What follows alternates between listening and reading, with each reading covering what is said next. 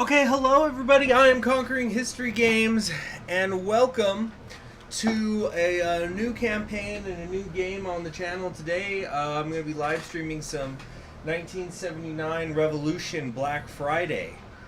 Um, so, I don't know if you guys can hear anything in the background, but we're getting a little bit of intense rain and actually even some hail here in El Paso, so you're probably hearing that in the background. Let me know if it's too loud, but I think it's maybe just setting an interesting atmosphere. So anyway, so this game, 1979 Revolution Black Friday, is it's okay for you guys? Alright, cool. This is a video game that was developed by, let me double check this, developed by INK Stories, or Ink Stories. So it's supposed to be an interactive adventure video game that takes place during the Iranian Revolution.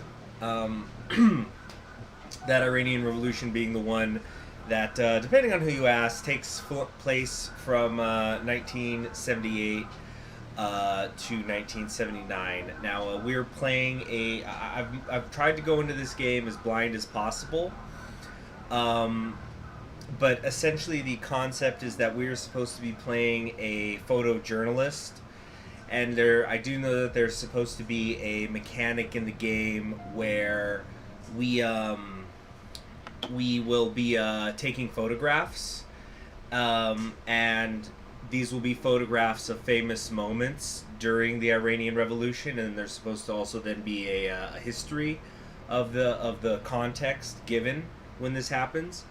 It's my understanding that the team that made this are themselves, or at least part of the team, are themselves Iranians who were in Iran during the revolution.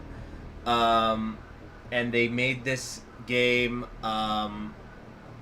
with the help of historians, using archival footage, using scholars, using Iranians who lived in Tehran.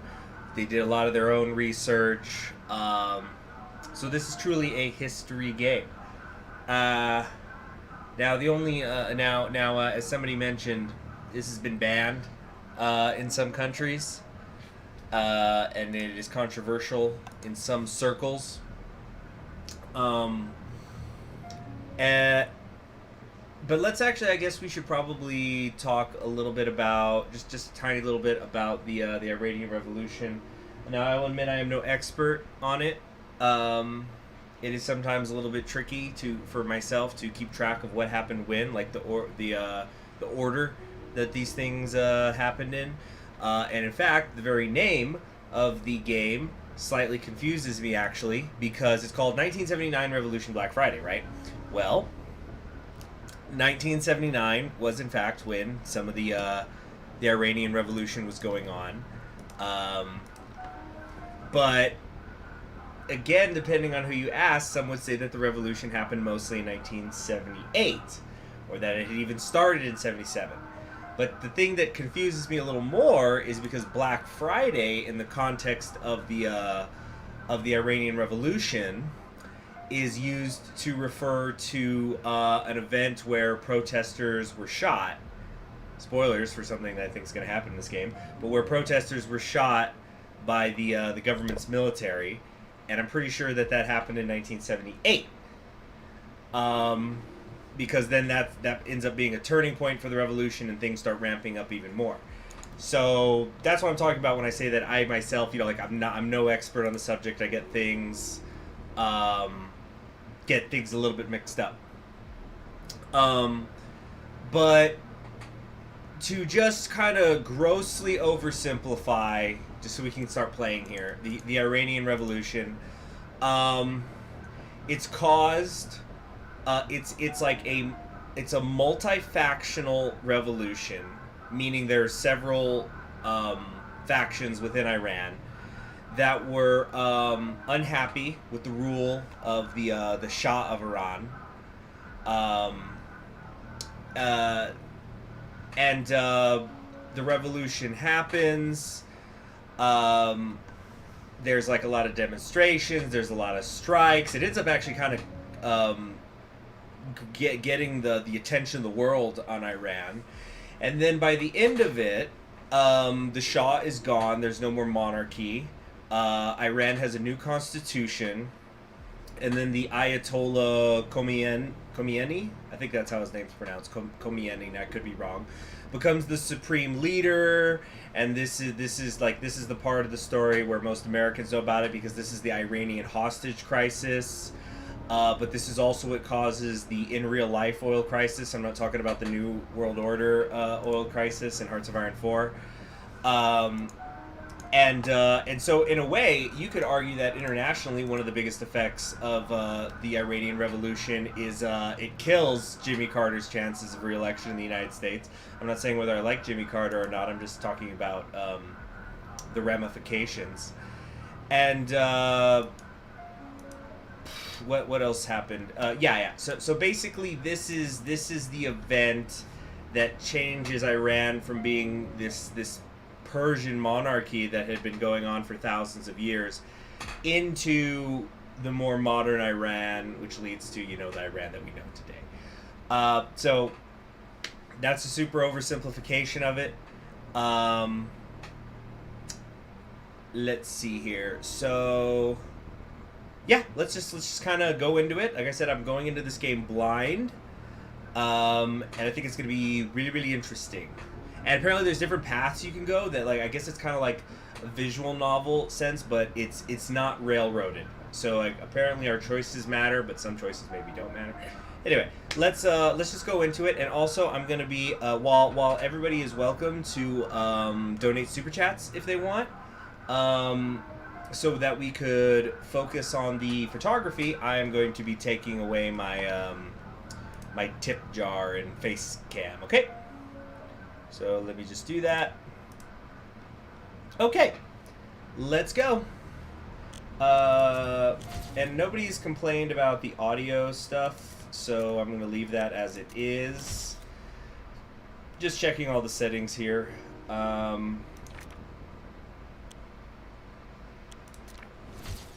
Okay, yeah, I think everything's fine. Oh yeah, and this is interesting. You could actually play this game in Farsi if you want. Not going to. I'm not that Giga Chad that I know Farsi.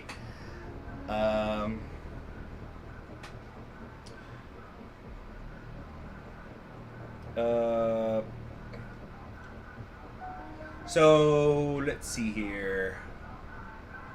Yeah, Senken says today Iran has one of the weirdest governments. It's kind of presidential republic and a theocratic state also. Yeah, I remember, quick sidebar, I remember in high school when I took a comparative world governments class, and Iran was one of the ones that we studied, because, it's different. It's different, that's for sure. Okay, let's go into it. Chapter 1. Very excited about this.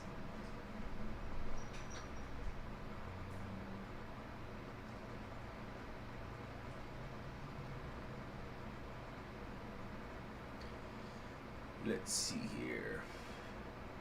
During the summer of 78, thousands of Iranians flooded the streets and fought for change despite their class, religious beliefs, and political allegiance. Oh, shoot. The choices you make will shape your experience in this revolution and the fates of those around you. Yeah, like here we had, like I said, so many different factions. The communists and the Islamists were working together and whatnot. Saddam ends up invading. If you're listening to this, then it means you received my Okay, so we're starting in 1980. Unfortunately, this will be my last drop, as I've been forced into hiding. With the U.S. hostage situation, it's become unsafe to get anything out of Iran. Okay, press this down so the We print must get helps. these to the press immediately. Many people's lives depend on it, including my own. If anything should happen to me, you must trust Bibi. Huh. I'm worried that our darkest days are still ahead of us. Okay, so I guess maybe is it going to be like we... Oh, this is a very famous photograph. We'll do that later. All I'm not seeing a Black Friday picture. Actually, this might be Black Friday. Oh, this is... I'm already so interested. Let's start up here. Remember what I said when I first joined the revolution? Okay, so I guess this is me. Alright. So, we're not going to think too hard. I'm not going to think too hard about these choices. We could always maybe come back through later. I mostly just want to get into the game. So, just don't judge me by whatever I pick. I guess you guys can put your input in, but do we want to try to do peaceful? I don't know. You know what? Yeah. That's what we're going to have this discussion now, and then we're not going to have it anymore. Are we going to be like saying peace is best weapon, freedom or death, violence justifies the means, or it's not worth the sacrifice? We're just going to dismiss that. We're doing this revolution. So, imagine being a griller in a revolution. Yeah, right? I'm just picturing everybody's marching through the streets, and this guy's just like grilling up some lamb or something, and he's going, "Hey y'all, keep it down." Like, but he's in the street. He's like pushing a portable grill. Okay. Anyway, I'm just gonna do a random number generator, I guess. Or actually, what is this? I'm seeing freedom or death. Freedom or death. Not even freedom, just death.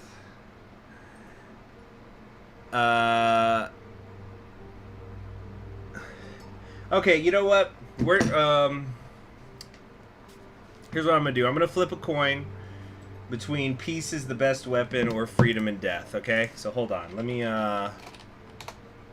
So that way, because like those seem to be like the more extreme options. So then that's gonna just this one coin flip here is gonna determine how we act for the rest of it. Okay. Like, I don't know how many sorts of different decisions we have, so hold on a second. I'm going to be using, incidentally, I'm going to be using Flipsimoo.com, which is my favorite coin flipping site. Those of you who have been watching my, Black Army campaign. Okay. So, hold on a second.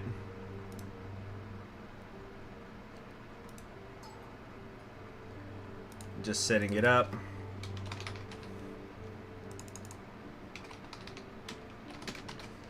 Here we go. So this is the flip. I labeled it peace or free or D. Okay, so that's it. Okay, here we go. 1, 2, 3. Peace. Okay, so we are going to attempt to peacefully get through this revolution at any cost. You know, hippies are so 1960s. Well, we're doing the hippie stuff, I guess. So yeah, we're not gonna be doing stuff like we're not gonna be flipping the coin all the time, but we'll because I want to get progressing in the game. So we're peace. All right. Peace is the best weapon. The only way to defeat this violent regime is through peaceful protest. They found us. Baby, what's going on? Quick, grab the plans. We need to go now. Okay, where is it? Dude, you gotta be ready, man. Find the plans before time runs out. So is this the timer on the right? Okay. Press any key to continue. Okay, so here's how we move. Approach and click on hotspot icons to interact. Okay, let's go. Where's the plans? Where's the plans? Why weren't you fucking ready for this, bro? Why weren't you ready? You're like afraid you're gonna get killed or snatched or something? You didn't have a go bag?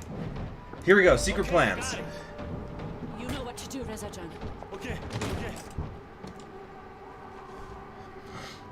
Free! Dodge. Okay. I'm trying to dodge. Come on! Fill the icon by clicking on it repeatedly before time runs out. Okay, this is getting pretty fast paced right away. That's enough!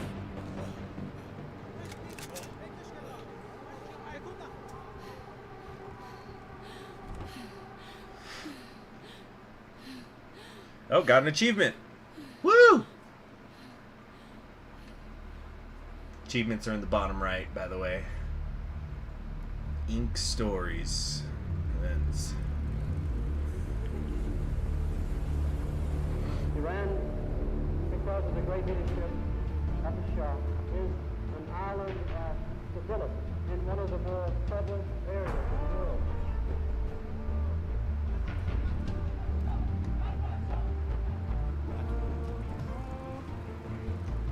Things that I'd rather not even remember. Wow. That day I wake up early and I went to the Chalice Square.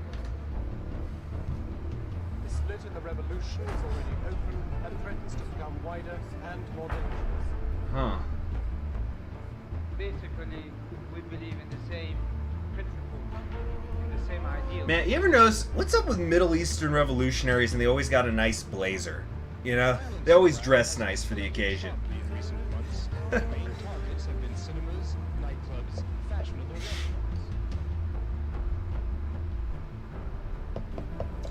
Now again, I don't know what the scope of this game is, because Black Friday was a one-day thing, of course, but the revolution was a years-long process, and I get the feeling there's going to be a flashback concept in here. So I don't know where the starter into this is all going to be.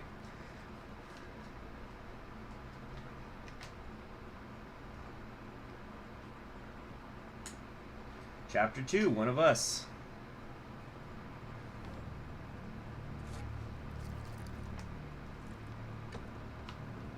You're a very lucky man, Master Shirazi. In my former life, I wouldn't have let you live.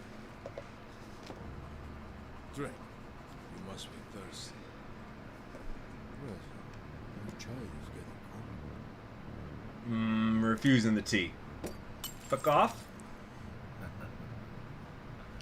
Have it your way. This could be a very unpleasant place. Because here at Evin, we are correcting paths. You make me sick. I have nothing to say to you. You will learn not to disrespect me.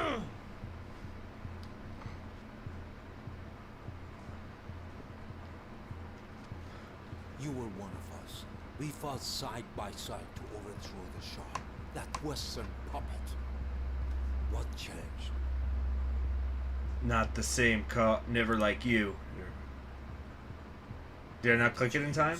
Oh, I guess I have to click it quickly. I don't have a lot of time. You masterminded horrendous acts of violence against us. Are you ready for your redemption? I can save you. Save yourself. No. You should save yourself. In the eyes of God, I am saved.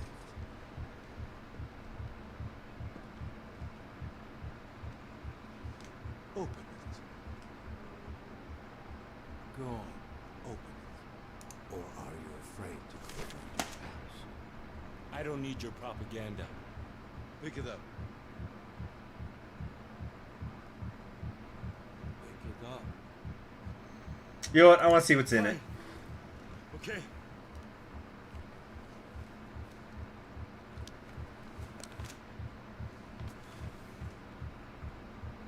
Your voters rallied our nation to rebel against the Shah. But now, they are being used to identify those who plot against our new Islamic government. Good, Aferi. Oh, cool. So I can pause. Okay, so it looks like there's like some sort of achievement tracker in the bottom right, so that's just going to be popping up pretty regularly. And I will be fair. So that's good that I can pause it if I ever want to talk about something, but for the most part, we're just going to be letting this go. Reza Shirazi, you're charged with treason and conspiring to carry out a series of attacks against the Islamic Republic of Iran. How do you plead? Not guilty. Not guilty. Do you know what we do to traitors here in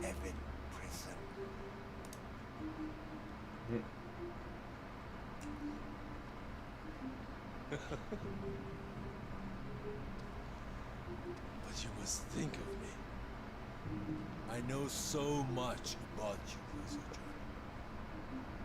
I know that you are coming from a very well-connected family who are loyal to the Shah.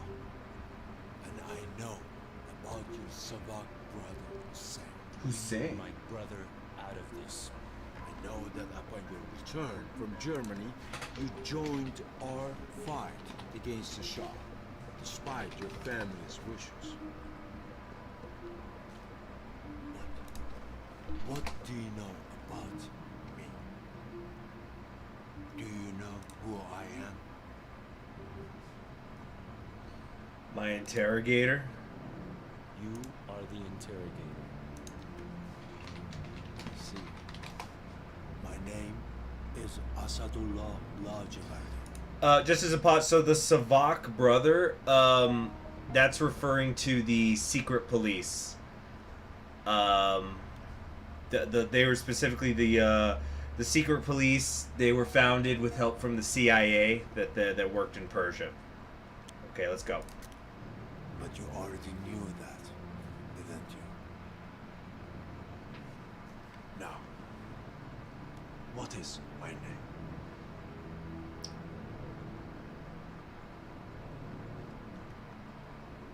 Who cares? I don't care who you are.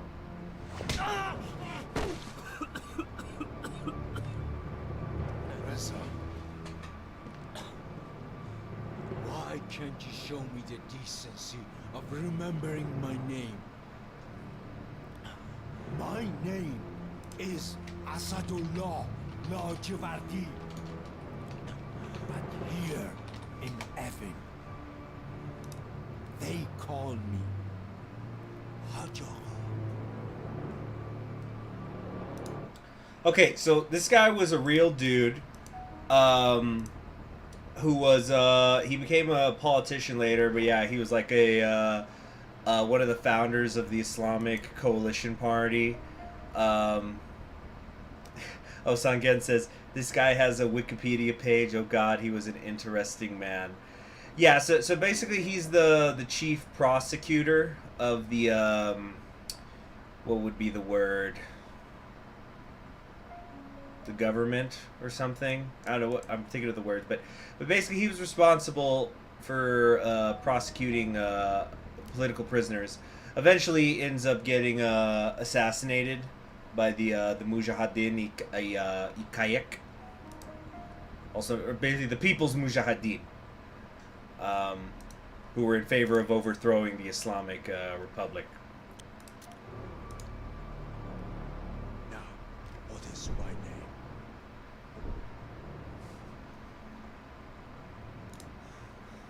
Let's just get this over with. What is my name? That's all you got? Speak! This is your last chance, Reza. Okay, let's maybe not die in the first chapter or second chapter. Hajj Allah. See? That wasn't so difficult.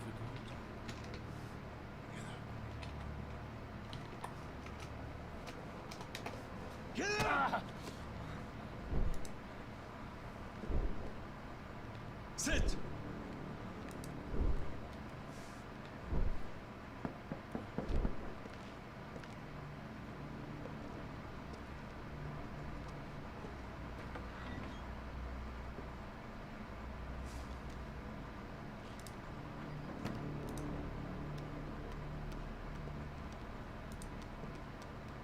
Reza, the 3 men arrested with you have been executed. They confessed. They told us everything. We found your plans to bomb the Revolutionary Guard's headquarters. Oh.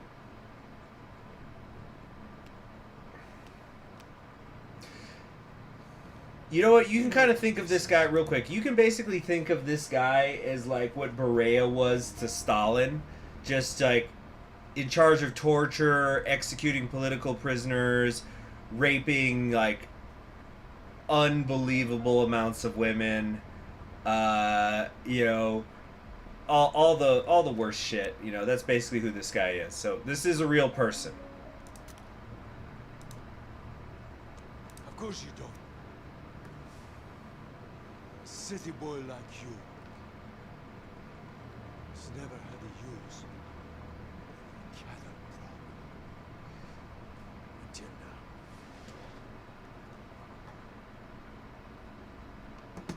It takes about 400 milliamps to stop a human heart. We don't want that. Not yet. But 25 milliamps? That burns you from the inside. It could damage an organ if I'm not careful.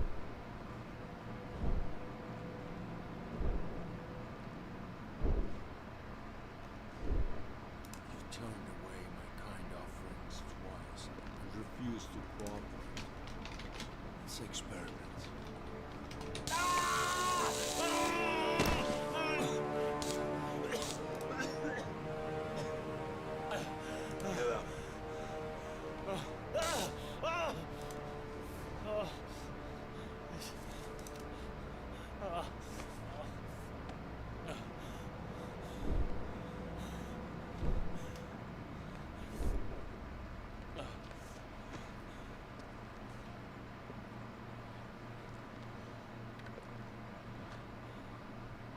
Go on. In a clear voice or the machine. Give us all the information about your collaborators and the details of your next target. Let's start with your friend, Bobak Ozek. Who is he? Where can we find him? Is he the one who recruited you? Was he the mastermind behind the attacks in March? Torture simulator. Don't make me use this again. Nope. You could go to hell. Stop talking! All right, here we go. Now I think we're actually getting into the photography.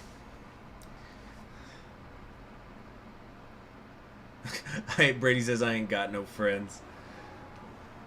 Disco, of course. Oh, okay. So where are we heading back to? Here you are, Babak John. Oh, thank you very much for the super chat. Listen, what are you Ted Bray. doing? Chikarmi Kwani.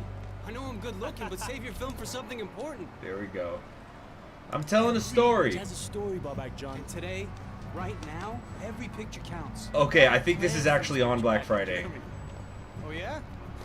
That's nice of you, Reza John. Oh, not for me. It's for Hannah. Hannah? Hannah kiye? Oh, you're gonna like her. She's got a thing for Iranian. Oh yeah, Volgan? Yeah, man. I've told her about you and your legendary disco moves.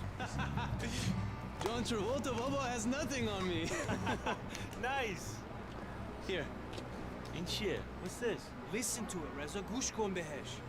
It's Khomeini's latest speech, and it just came from France. So this is after The new Iran Khomeini is had been, coming, Reza John, and I'm here to help spread the word. I think Khomeini had already been exiled by this point. Yeah, That was a 'cause key came part from of it. France. Yeah, that's where Khomeini's been recording all his speeches. Okay, so let's pause here for a second and let's talk about. So it's Khomeini. It's against disco in Iran. Wow, it was such a different place before the revolution.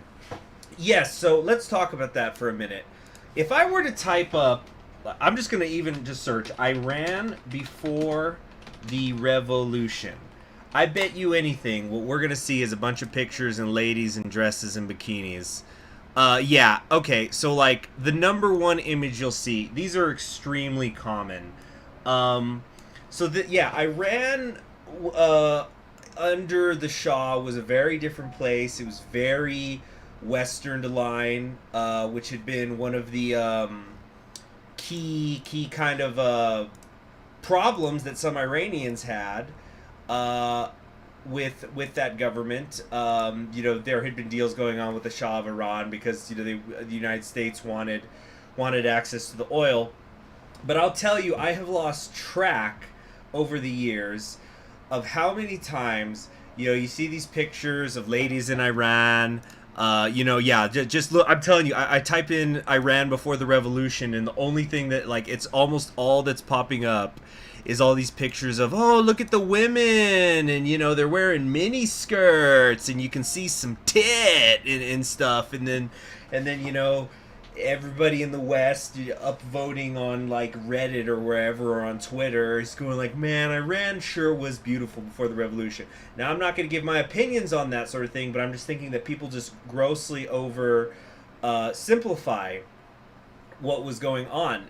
Not all the Iranians were living like this. These pictures that you tend to see are of like these are upper class women living in the cities and things like that. So yeah, but Iran was certainly different pre-revolution. And like I said, there was a multitude of groups that were rebelling against the Shah. There was Islamic groups, of course. That's who ends up being in charge by the end. But there was communists who were part of it. You had people who were in favor of democracy. You had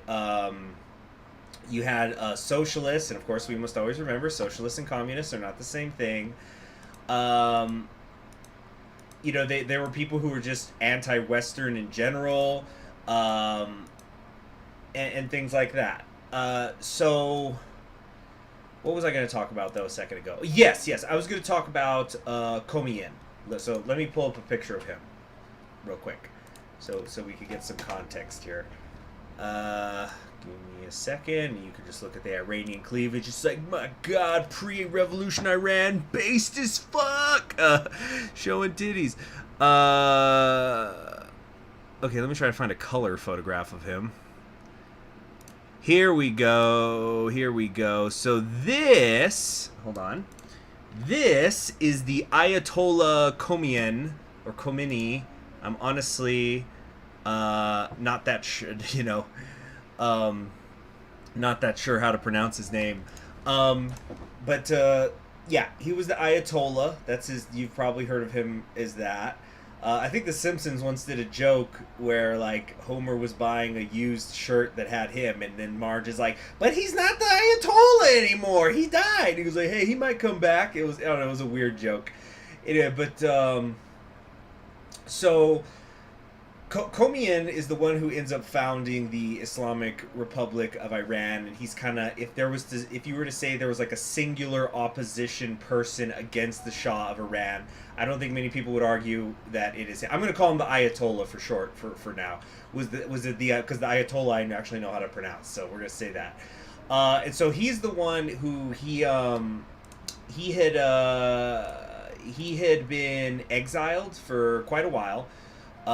Since the 60s, and so he lived in various different places over the years. I think he spent some time in Turkey, and then eventually he later ended up going to France. So like that's what the two guys were talking about. He's like, oh yeah, listen to the speech. It's like it came from France. So he was a Shia. That's also very key. This is Shia Islam we're talking about, not Sunni. It's important to distinguish the two. When you're talking about Middle Eastern history, especially modern Middle Eastern history. Actually, I don't want to get too much into the trenches with it, but he's a Shia. And so after the revolution, he ends up becoming the supreme leader of Iran. Actually, let me try to find a young picture of him. It's kind of funny seeing like pictures of like major leaders when they're young. Yeah, okay, here we go. Check this out. So this is him when he was young. Alright. But yeah, so that's the context. This is the guy in exile, and I'm pretty sure that one of the photographs I think that we saw was of when he returns. That's like one of the major pictures of the Iranian revolution.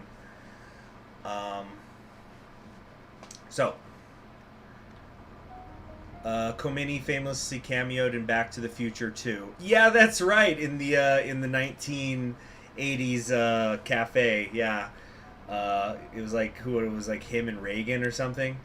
But what was I gonna say? about him, though. Yeah, so he's the one. Have you ever heard the term used to the United States, the Great Satan? That was from him.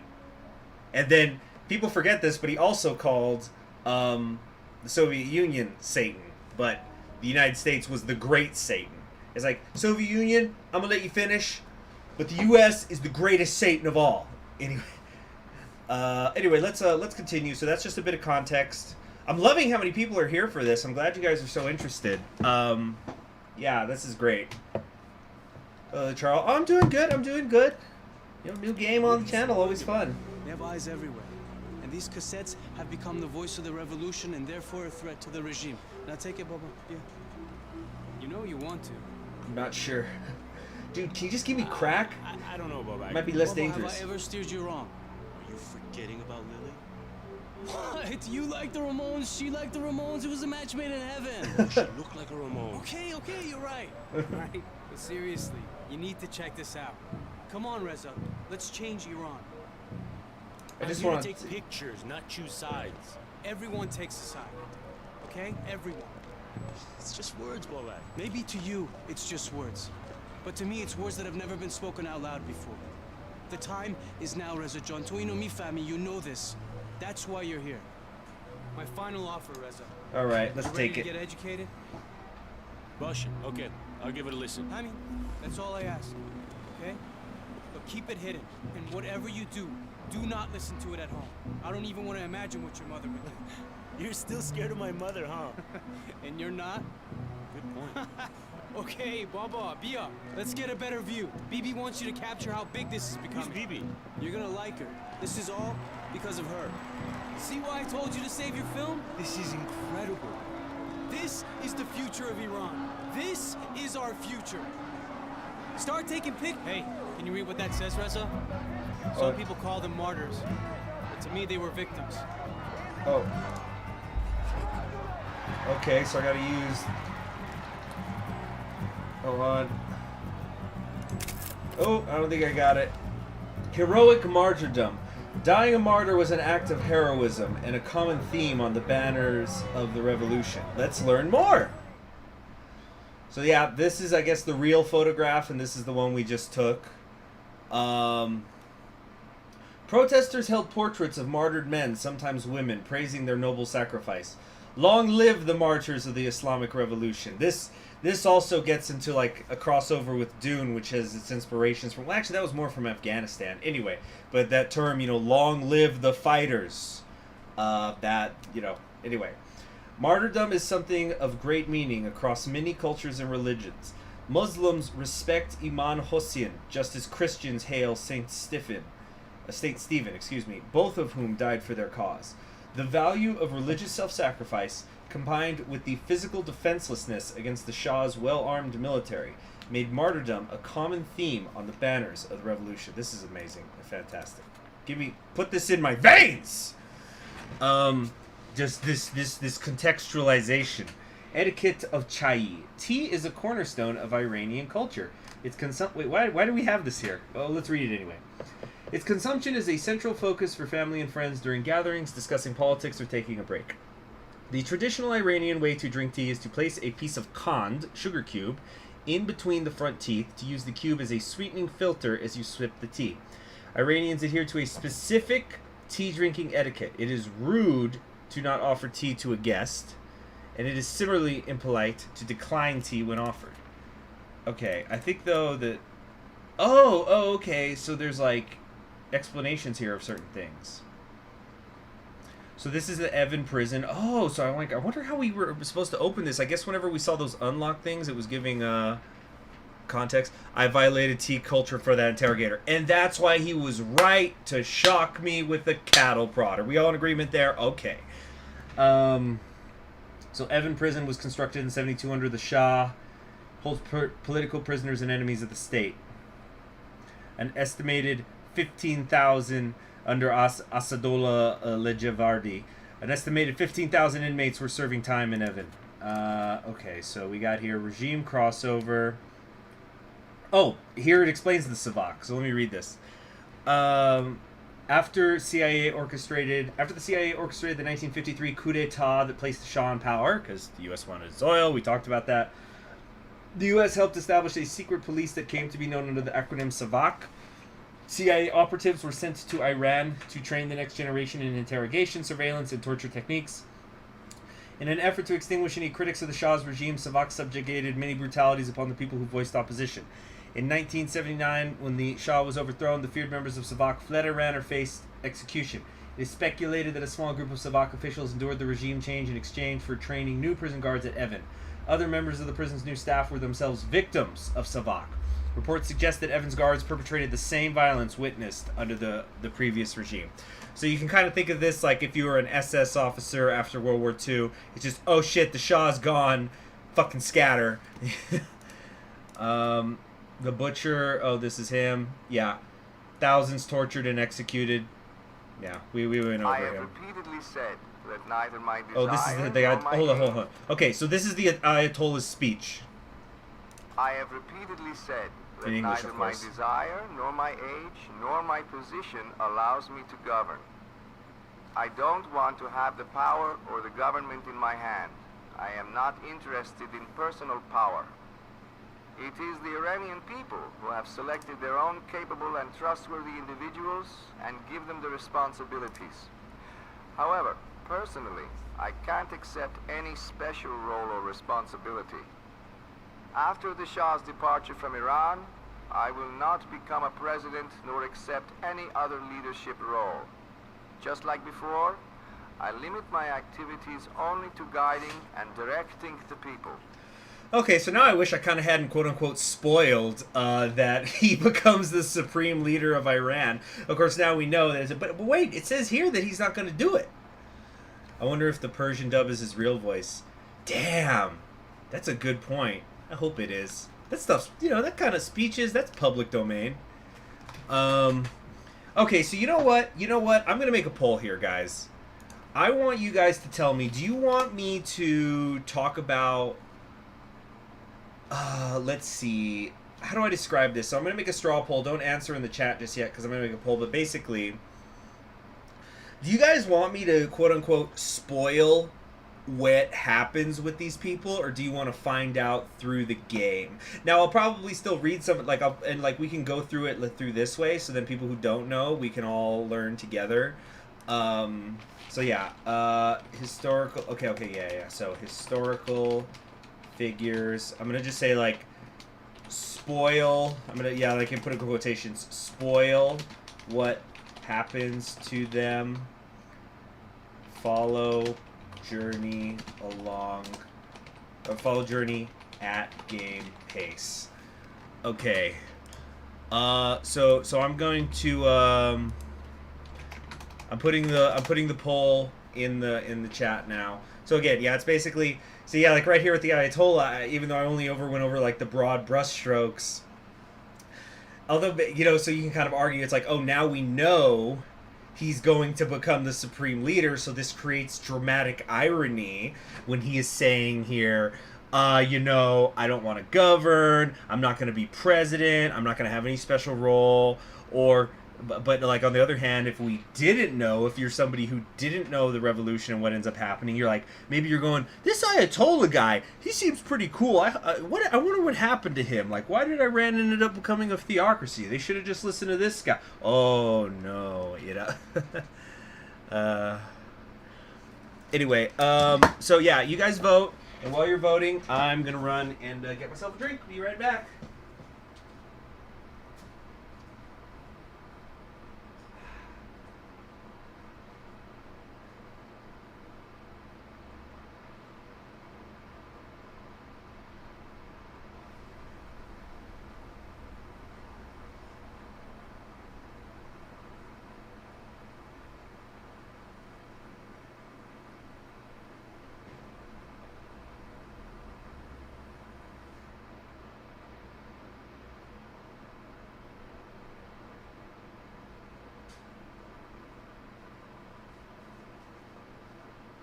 Okay, and I'm already back. So let's see how many of y'all have voted.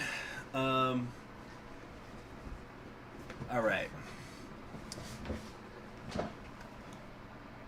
All right, hold on a second.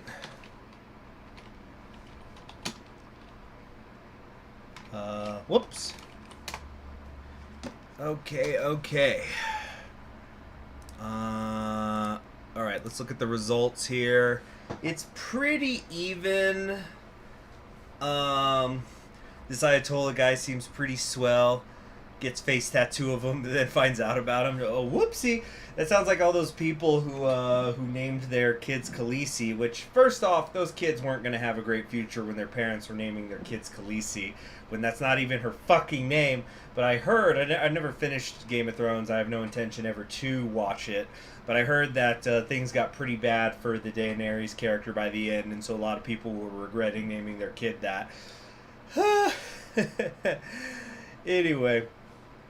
Okay, so it looks like the spoiler camp has a pretty solid lead. I don't think it's going to flip. And of course, you know, naturally we have a decent amount of people who aren't voting. I presume that that's people who want the people who want a supreme leader, and it's going to be myself. You know, so supreme leader Ayatollah conquering history games. I have repeatedly said that neither my desire nor my age nor my position allows me to live stream. Anyway, so let's get to it. Should we get back to the game now? So hold on, I just want to see how do you go to that menu? Or oh, okay, I guess we're trying to take another picture. Where? I've never seen anything like this. There has to be at least 100,000 people on the streets. Yeah, so as you can see, it's going up the street and around. The universal hope for change impassioned people from all backgrounds to join the revolution. And again, that is the recurring theme of the initial Iranian revolution. Or like, then again, you can kind of argue that this had roots in '77, but like that's something that is so fundamental to understanding the Iranian Revolution, is that it was multi-factional. There were so many groups who were in favor of this. But then the problem happens afterwards, you know, who gets to actually stay in charge. In early September 1978, 500,000 protesters marched through Tehran. The sweeping passion of the mass protests in Tehran were unifying and brought together those of different ideological, political, economic, or religious views against a common enemy, the reigning Shah. Yeah, I think he'd been in charge for like 25 years at this point. In early September 1978, an estimated 500,000 protesters poured onto the streets. Journalists reported they could see nothing but crowds for at least 4 miles in either direction of the main square. Between 6 and 9 million protesters marched throughout Iran during a 2-day demonstration in December 1978. The number of protesters accounted for 10% of the population, setting a historical precedent for the largest national involvement in a revolutionary protest. Looks like Khomeini, right? It's Shariat Madari, the Grand Ayatollah. I'm trying to... No. Here we go. That's it. That's the money shot. Okay. So, yeah, you guys... So the voting was for quote-unquote spoilers. For these historical figures. So that's what we are going to do. So, progressive religious leader. Ayatollah Shariat Madari was a religious leader with outspoken progressive beliefs.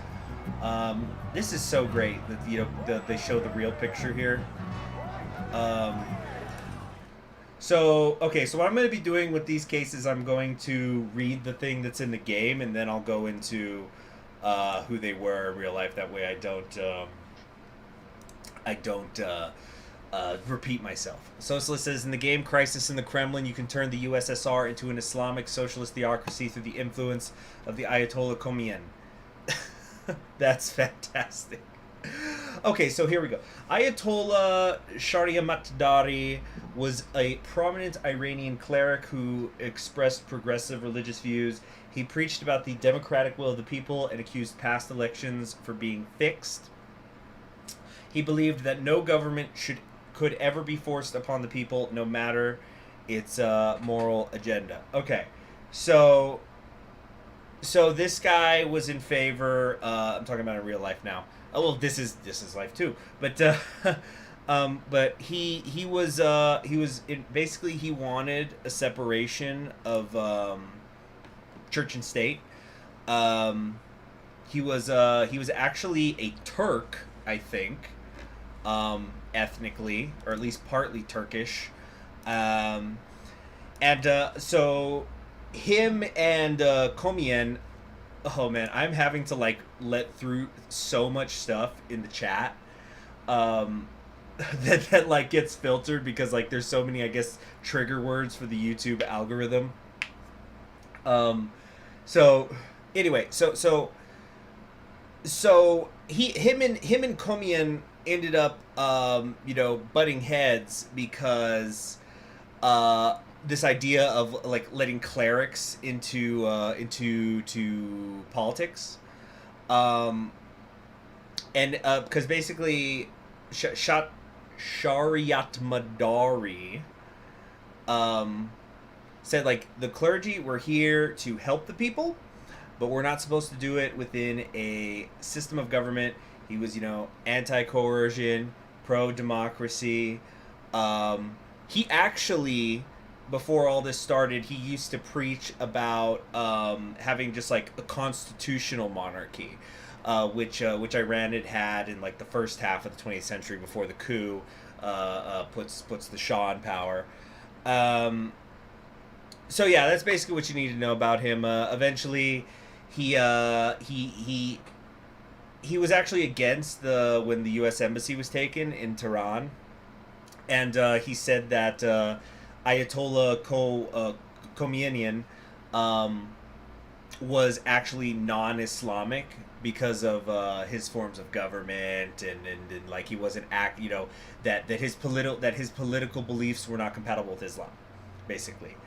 And so, of course, for this he was arrested. Now he did die in the 80s. I actually might need to look up how he died. Give me a second here. I think he died in prison. Which would totally be understandable.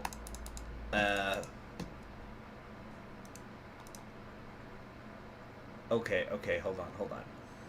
Okay, so he was arrested. Okay. Yeah, he was arrested. His family was arrested. He was beaten. And, yeah, he had to read out a false confession on TV. But because he was a mujahid, basically because of his position in Islam as like a maker not a maker of laws, but a interpreter of the laws, he could not be publicly executed. And so he remained under house arrest until he died in 86. Clerics were prevented from attending his funeral prayer, drawing criticism from another Ayatollah who was in the Iranian Revolution. Okay. Yeah, so yeah, he says, hey, maybe we shouldn't take the U.S. Embassy hostage. Get arrested, get your whole family arrested, get beaten, false confession, house arrest. Just things that happen under great regimes. All right, let's go.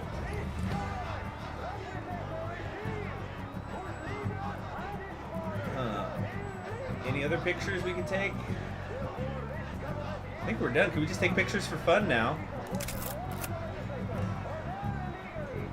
Yeah, I don't know what else we're supposed to take pictures of. Am I supposed to back out? This is awkward. It's just okay, I wanna move on now. Oh, the statue! The king statue. The revolution successfully abolished Iran's 2,500-year-old monarchy, reshaping the course of the nation's history. The Pahlavi dynasty of Iran, Muhammad Reza Shah and his father Reza Shah reigned for over 50 years. Their combined reign was just a blip on the timeline of Iran's 2,500-year-old a history of continuous monarchy. The abolition of the Iranian monarchy marked a tremendous turning point for the people and politics of Iran. Well, yeah, obviously, because, yeah, depending on how you count things, the Persian monarchy had effectively been around since the Median Empire. So we're talking even, like, you guys know the famous ancient Persian empires, you're probably thinking of, like, Cyrus. I'm talking about before Cyrus. I'm talking about, like, Diocles and stuff. Way, way back.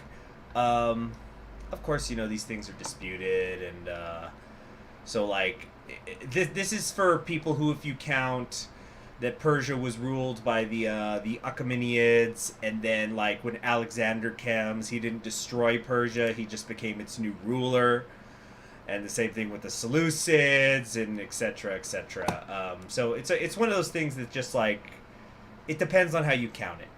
But if we're talking in terms of, like, a government form, the monarchy endured for that long. Not always the same dynasty. But, anyway. Let's move on. Alright. Hey, good luck trying to buy anything from the bazaar. All the shopkeepers have gone on strike, too. Yeah. And that's what starts the oil crisis, is when the oil workers go on strike. When the Shah threatened martial law... Oh, what did I just say? I need to wait for the game to do the thing, because then I just repeat myself. When the Shah threatened martial law, a reported 30,000 oil workers went on strike, causing a crippling chain reaction. So there is your oil crisis right there. Growing unrest among the working class brought bustling cities to a standstill. When the Shah threatened martial law, a reported 30,000 oil workers went on strike. The strike caused a chain reaction as employees of schools, factories, banks, and other government institutions followed suit. This act of resistance played an instrumental role in the collapse of the Shah's regime, and arguably Jimmy Carter's.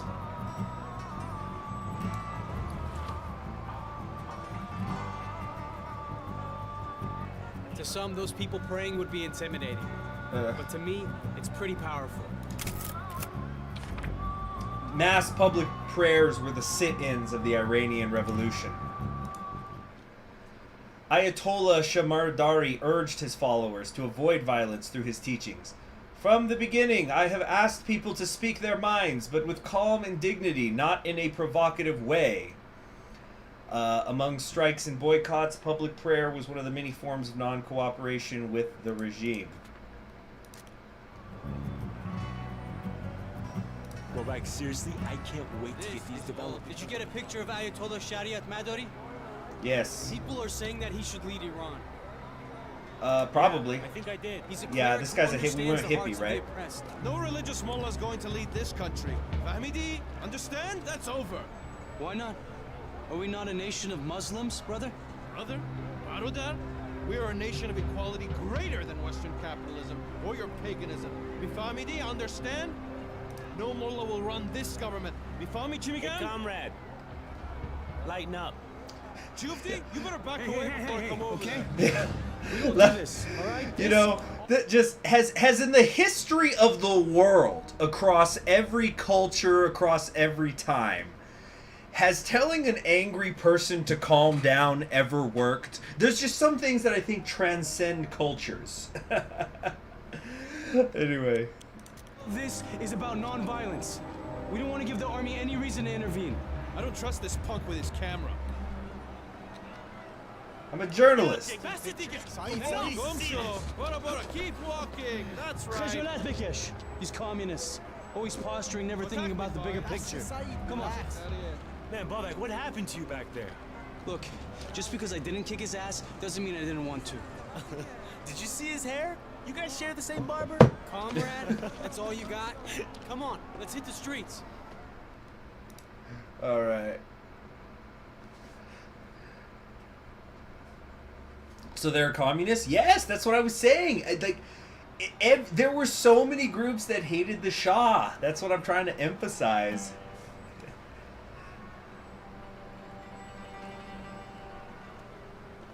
Oh, look at that art. You left a year ago. The people are angry, especially after Savak burned down the cinema Rex. The Cinema Are you Rex? talking about the fire? Don't tell me you haven't heard of Cinema Rex. Over 400 people died in that fire. And now, it's time for answers. You think it can get out of control? Look, it could get ugly, but we won't achieve anything through violence. The army will How slaughter are the people us. gonna take on an army? Look, Rezojan, you have to believe in the power of people, okay? Good will triumph. Now come on, it's time to discover what this revolution's all about. So I wanted to check something. Can we... Let's see, stories. Okay, cool. So you can come in here to check this. Very cool. Alright, I just wanted to confirm that. Okay, so let's see what's going on out here in the world. Oh, this guy looks fun. Let's go talk to him. I'm something of a photographer I've myself. seen this guy before. He calls himself the Walking Dead. He's a walking memorial. Besaram, my son, please take a picture. Show the world what is happening. Yeah, you know, there's a part of me... Okay, Hold Reza, on. I want just to check something. Look at this street as a sandwich.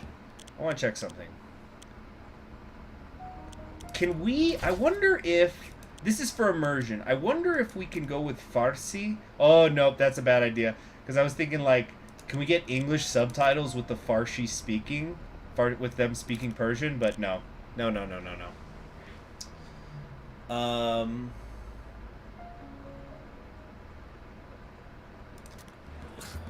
you okay, Bobby? Yeah, I'm great. Oh, Liam, it's the perfect analogy with the perfect ingredients. The bread, the cheese, the siyadune, the sabzi, and All the right. tea. Some protesters wore graphic photographs of murdered revolutionaries and became walking billboards. Whether the victims were killed on the street, tortured, or executed, their stories were immortalized in the revolutionary landscape. Hold on a second. So, some protesters wore graphic photographs. Oh, that's, yeah, it's just what it said right there. Yeah, you see, the thing was, though, it's kind of interesting, is that the revolution itself, even though we're going into Black Friday, in terms of revolutions, pretty damn bloodless, or relatively bloodless. How about we say that? I don't want to say bloodless. Relatively light in terms of the casualties. There certainly were them. But it sure wasn't like the Russian Revolution or the French Revolution or hell, even the American Revolution. The violence of the revolution came later, after the revolution. Okay. So let's see what else is going on out here. Trying to get out here. Let's see here. What have we got out here? Approach and click on hotspot icons to interact. Where are those hotspot icons? That's like the triangles, right? Think about it, Rezo. The laborers, the bazaris, they're the bread, the noon. You can't make a lochme without batter. I'm gonna let him talk and you first. definitely can't have a functioning society without workers. Okay, I'm listening. There we go. The bazaar is the people's market in Iranian cities. Bazaris, shopkeepers and merchants, were instrumental in the resistance movement against the Shah. Jomi Bazaar, or Friday Bazaar, was, and continues to be, a weekly event whereby merchants gather to sell goods. The bazaar is the lifeblood of Iran's cities, especially the capital Tehran. It is a social and intellectual hub, buzzing with activity and teeming with richness of an ancient culture. Items for sale range from barrels of saffron to saffron by the barrel, wow, or dried mulberries to hand-woven silk rugs that can cost as much as a family's fortune. The bazaar's role was central in amplifying the message of the revolution. The entire nation felt the backlash of closed storefronts when thousands of bazaris went on strike against the Pahlavi regime, which is the Shah, just to reiterate. Yes, that's what I like to see. Parallels to other things. Bring up the Arab Spring. Yes, good, my children. Oh, what's this? Listen to the radio. The Iranian government says that the death toll from the terrorist attack on Cinema Rex in Abadan has officially reached 400. 400 dead in the cinema. Reports that the bodies of 377 people were recovered from the rubble. 2 weeks ago, the cinema was filled with moviegoers when terrorists who were positioned at all four corners of the theater... Now what happens if we listen to it in Farsi?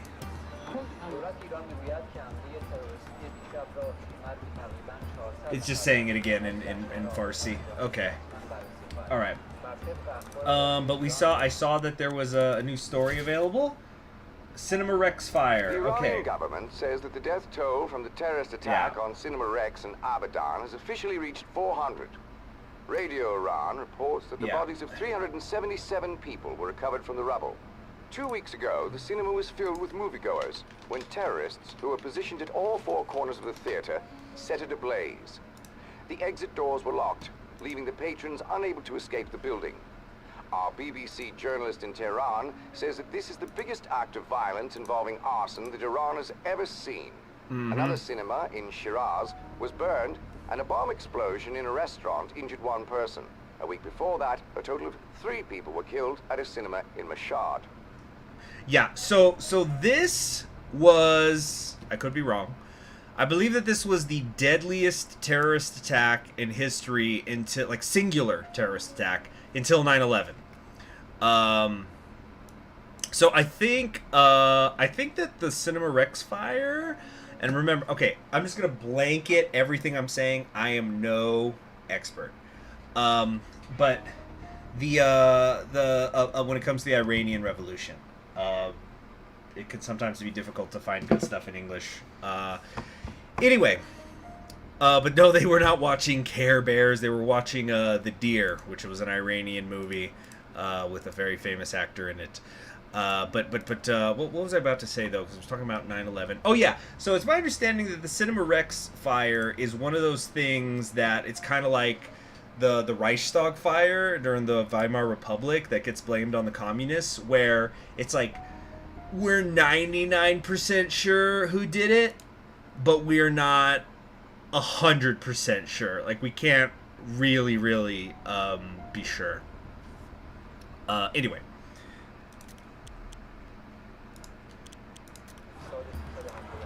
Alright, let's keep moving around. What else we got out here? More hot spots. Speaking of hot spots, how you doing? You catching dinner after this? No, focus, Conquering History Games. Focus! Oh, okay, we can't go that way. Alright, where are the other hot spots? Oh, there's a picture opportunity? Where? I bet you don't see too many paycons in Germany. Hold on. There we go. Paycon, the Iranian chariot. Paycon is the unofficial national car of Iran. After revolution, the new Islamic government simplified the design and only produced the car in white. This is fun. Iran Khodro, Iran's top car manufacturer, introduced Paycon in the late 60s. The westernizing Shah endorsed the car as a symbol of Iran's economic progress and national pride. After the revolution, the Islamic government made a statement against the pressures of westernization by only producing the car in white and removing the chrome accents and decorative paneling of the interior. Not the chrome! Chariot, talk about horsepower. Boom! That's a good one. That's a good one. So I guess it's kind of like so this is like the Iranian version of the Yugo, which was made in Yugoslavia, which for those of you who don't know what a Yugo is, a Yugo, if I remember correctly, is what is driven by Michael Cera's character, by Nick in Nick and Nora's Infinite Playlist. Or did he drive that in Juno? Michael Cera is such a one-note actor, everything just blurs, you know. Every role he ever does. Anyway. It comes in whatever color you want, unless it's white.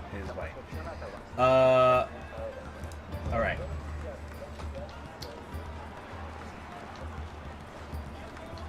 Alright, well, what hotspot did I miss then? We went over here, we went over there. Looking around. Excuse me, ladies. Huh. Did you just see him clip through the Memorial of the Dead?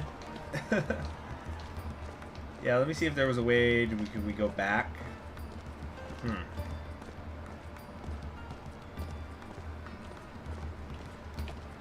on. Oh, yeah, there's a whole area over here. Okay, or never mind. Strange. Where's the little white diamonds that there was there before?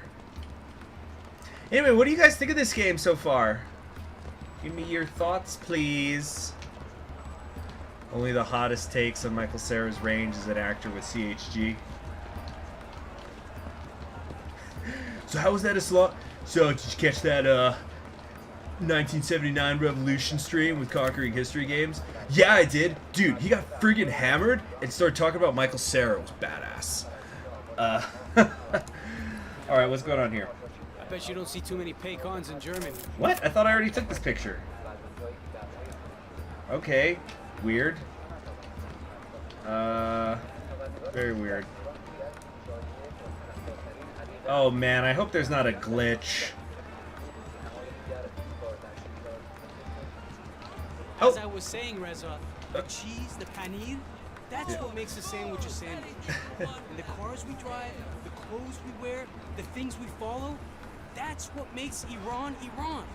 Mint, basil, tarragon, the students, writers, the revolutionaries. Yeah, so giving us the extra kick we need to set change. So clearly our friend is quite nationalistic, but as we're seeing, you know, nationalistic does not necessarily mean right wing. All right, so what's going on over here? Marx, Gorsorgi, Shariati, and other revolutions that inspire change. Like, what, do we pick one up or something? White Revolution by the Shah. So, what do we got here? Karl Marx, Life and Work. Gorsorgi is a hero for the Iranian people. You know what? I don't think I know who this is. The Last Defense Khosrow Golesorki. Let me look this up. Okay, so I found the person. Alright, so this guy is, okay, let's find something besides Wikipedia.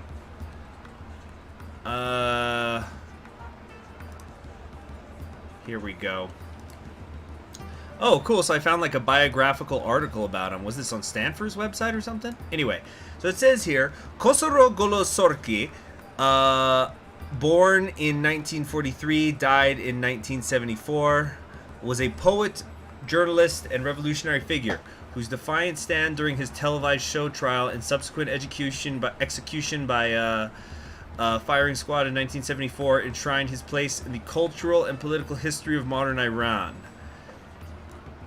He published poetry, he had mature writings. His prose and poetry were published posthumously after the 1979 revolution. Okay. This brand of literature was later called Poetry of the Forest. So he was arrested in 73. The Shah claimed he was part of a group of 12 individuals allegedly plotting to harm the royal family. This group was made up of writers, poets, and filmmakers. You know, definitely trained assassins, right? Not all the members of the group were in contact with each other or even knew each other. The trial of the group was an attempt by the Shah's secret police, the Savak, to exaggerate the danger of the armed opposition and achieve a perceived success against guerrilla movements. This was broadcast on national television in 1973 and 1974. A number of the group's members confessed to charges for which little evidence was produced and asked for the Shah's pardon. They received light sentences, but 5 refused to confess even after excessive torture. Golesorki went even further and used the fact that the proceedings were televised to put the regime on trial by refuting the charges and defending revolution and Marxism. Golesorki made passionate speeches until he was stopped by the military judge. He followed the example of Mullah Ali, the first Shia Imam, and his son, the Lord of Martyrs, Imam Hoyosa. He was executed on February 17th, 1974. He called himself a devotee of the people. He started his final defense in 73 with one of his poems, which is in Farsi here, so I can't read it. Okay.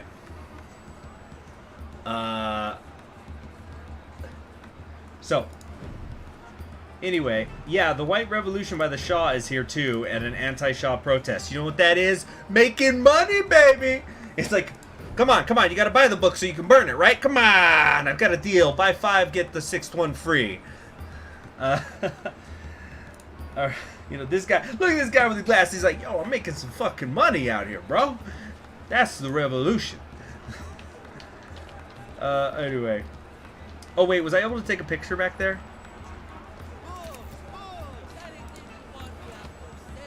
Here we go. Yeah, look at this fucking bookseller. He looks like he's a drug dealer. I don't know. Okay, what's going on? Oh, here we go. Oh, that's a bad picture. It's blurry. Street literature. Street vendors sold a variety of books with content ranging from popular leftist writers to propagandist reading material. Yeah, so there's that. The streets became a backdrop to both the physical and intellectual battles of the revolution. Street vendors sold a variety of revolutionary material, including books written by both Iranian and foreign philosophers. A great majority of left-wing revolutionaries espoused ideas set forth by Karl Marx, Vladimir Lenin, and Che Guevara. Is that an eyeball? Look at that. Yeah, the camera. Books are drugs. You're right. Okay, so no joke. There's this wrestler in New Japan Pro Wrestling. It's just, oh my god, Concrete History Games talking about wrestling again. Time to log off. But anyway, no, but he's like got a weird fucking brain, and he talks about, it's like, oh, I love books, because he got asked like, what kind of books do you read? And he goes, oh, I love books. I love them. They're amazing, but I don't read them because I don't trust them. And he's like, what do you mean? And he goes, well, you read words on a paper, and then images appear in your head. I don't trust that. What, dude? You are some kind of freak. But yeah, you know, they're drugs. You know, you read them and you have hallucinations. Ah, great picture right here. We're one of the biggest exporters of oil in the world, and our people still have to stand in line to fill up their tanks. Tell me that isn't backwards. The oil strikes of late 78 brought a sudden halt in oil production, leading to widespread shortages. The Shah's White Revolution introduced the trickle-down... You know what, we should talk about the Shah's White Revolution. I should have done that earlier. So yeah, as somebody said before, the Shah's White Revolution book, it's like, it was his program. He proposed it in 63. So... he wanted to do, you know, basically he said, this is what he claimed, he wanted to do things like land reform, he wanted to improve infrastructure, you know, modernizing the country, you know, put in rail lines, put in airports, you know, dam projects, basically saying all these things that we're going to do to, you know, modernize the country, that we're going to be independent, that we're going to, you know, not be dependent on foreign powers, that we're going to use our oil revenue to you know, pay for all of this. And so it was presented as like, this is my plan for the people to, you know, fix the place up. And it was something meant to win the people over to the Shah's programs. Of course, it was political in nature. And it was called the White Revolution because the idea would be that it would be a bloodless revolution. I'm glad that you guys are enjoying the game. Yeah. He likes pop-up books. Alright, anyway. So... The Shah's White Revolution introduced the trickle-down economic theory to Iran's oil market. The method ultimately failed to positively impact Iran's lower classes, who were left out of the terms of the deal. Privileged business owners benefited from the incentives to set up factories, but they often took advantage of their underrepresented workforce, who were working for low wages and in dangerous conditions. From the perspective of the working class, the oil boom perpetuated corruption and economic inequality. The oil strikes of late 78 further complicated the situation. The sudden halt in production of Iran's most lucrative export led to widespread oil shortages. Alright, back to it.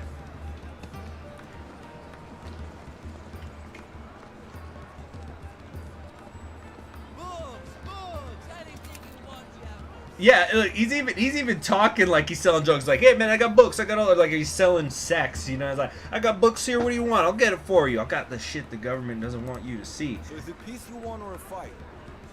Oh, they're selling different things. You know, death to the Shah, peace and security. So let's do peace. It might not be as poetic as Hoffa's or Rumi, but it gets the message across. Yeah. Think about putting your slogan on the wall of martyrs. Here we go.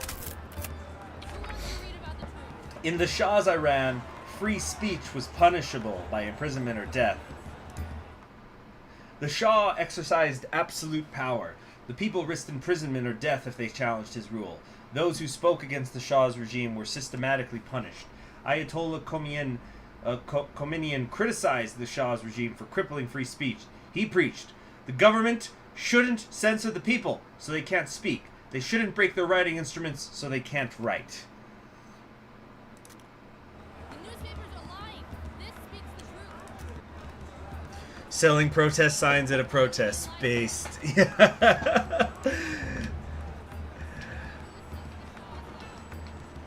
Yeah, you know, I picked one up. Nice little souvenir.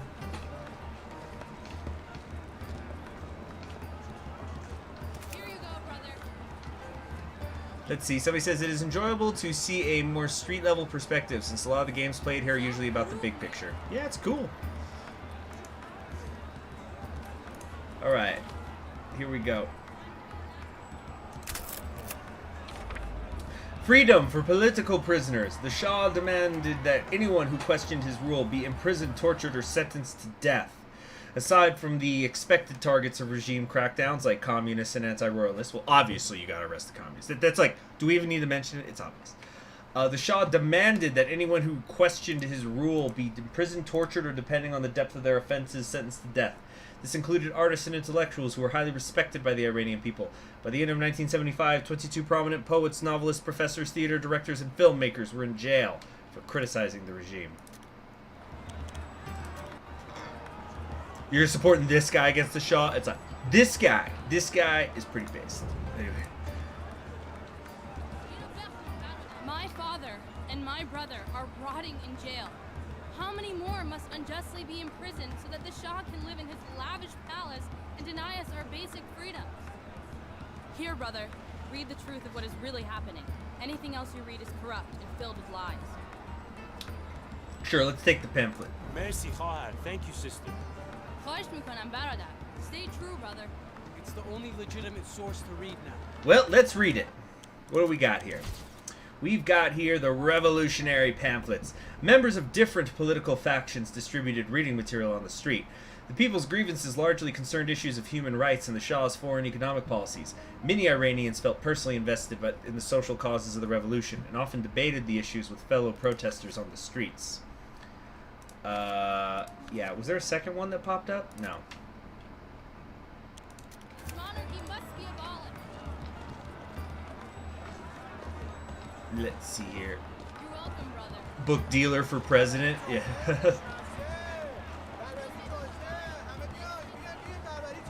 What do we got over here?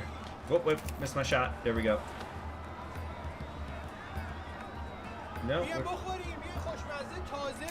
Oh, look, one guy is like, look, we need to eat. Here we go. Barbary bread. It's Iran's, national flatbread. It's common to find a noon vai, or bread bakery, on every street corner. There are a variety of breads baked in Iran. Man, I wish I could bake bread. I can cook well, but you know the saying, cooking is art, but baking is science. And I guess I'm not good at science. Because I can't bake bread for shit. Alright, anyway. I need to work on that. Iran's national flatbread. Sangak, lavash, tavah, barbari. Bread is a large part of an Iranian diet, and it's common to find one in a crowded store in a crowded city. The traditional Iranian brunch includes barbari served with ligvan, which is cheese made from sheep milk, siadune, black seeds from fennel flour, a cup of chai, Persian tea, and korma, dates. It's making me hungry.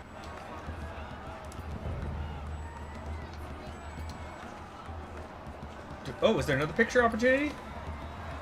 Well, I thought I took this picture already. Alright, that's weird.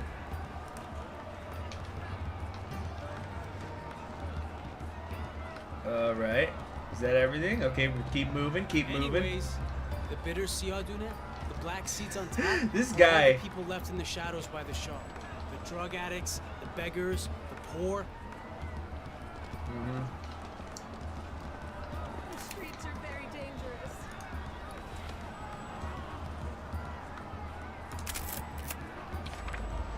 Woman and child. While some enjoyed a time of great prosperity during the Shah's rule, poverty and inequality became a rapidly growing problem. Many of Iran's laborers became destitute due to extremely low wages imposed by foreign investors like Great Britain. Iran's perceived economic progress became overshadowed by one of poverty and income inequality. And what's this? Is this a separate thing? The rich get richer and the poor get poorer. There's no chance for people like her in Iran today. Let the smoke of this Esfand protect you, my son. Inshallah. Merci, Khanum. I hope you and your child find what you need. Esfando, Esfando, Esfand. So I saw another thing popped up. Yeah, Esfand and the evil eye. Esfand comes from the dried seeds of a flowering plant native to Iran. The burning of Esfand is a Zoroastrian purification ritual. Somebody was bringing up the Zoroastrians before. That dates back to the pre-Islamic Persian Empire around 600 BCE. It is used to ward off the negative energy of the evil eye. Someone had cast an evil eye upon another's fortune, success, good looks, or even happy disposition. The belief is that the evil eye brings about misfortune and negativity, causing one to lose the positivity they enjoyed before. To protect against the evil eye, Iranians burned Esfand over charcoal, causing the smoke seeds to crackle and plumes of smoke to rise. The Esfand is then swirled 7 times around the head of the one struck by the eye while reciting a prayer. It can also be used to purify the home. Alright, so is this another take picture opportunity? Okay, no, I guess it just shows the thing again. So I thought it was a glitch, but no.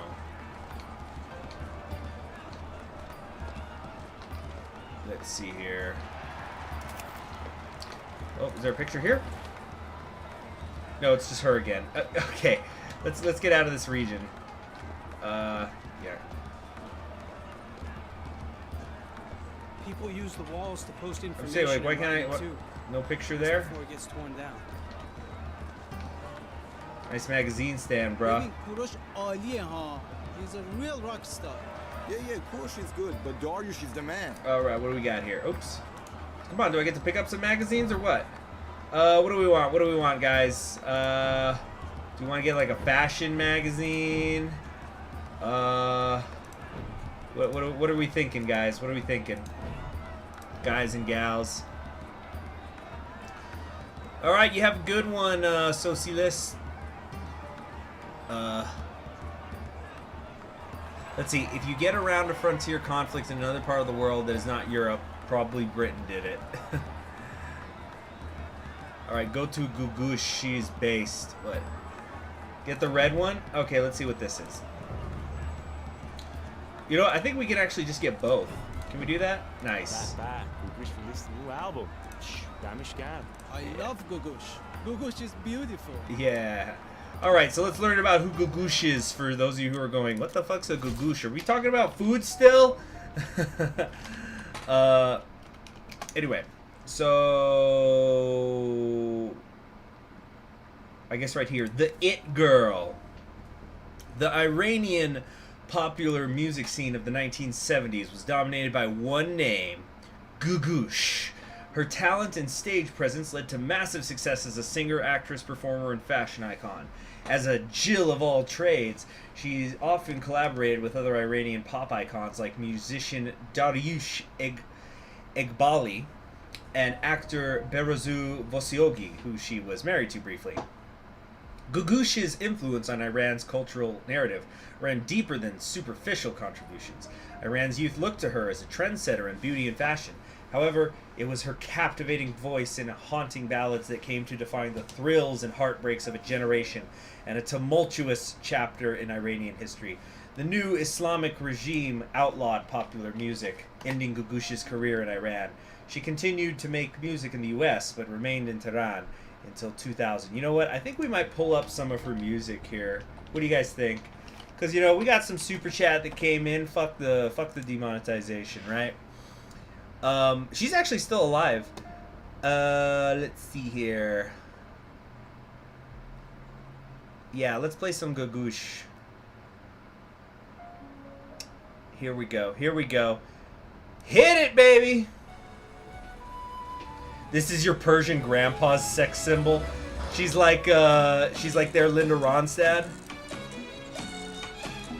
So this is it. This is what we're listening to.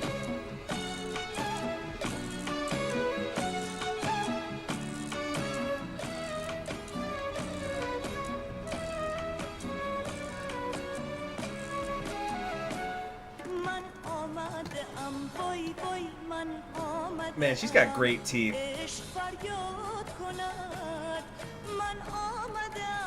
So here, y'all enjoy this while I go get a little bit of protest revolution thing of my own. I'll explain when I get back. I'll just be about a minute. Hey, good night, Charlie. Take care. Thank you for the super chat.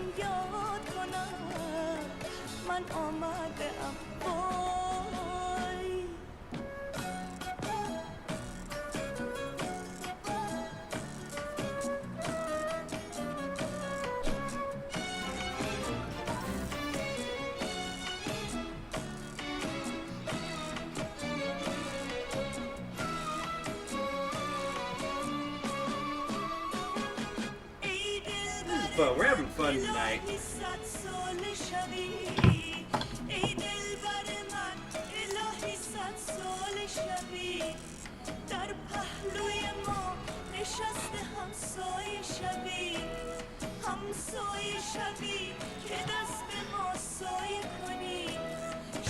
Alright, I hate to interrupt it, but we have a game to play. But you guys can check her out on your own.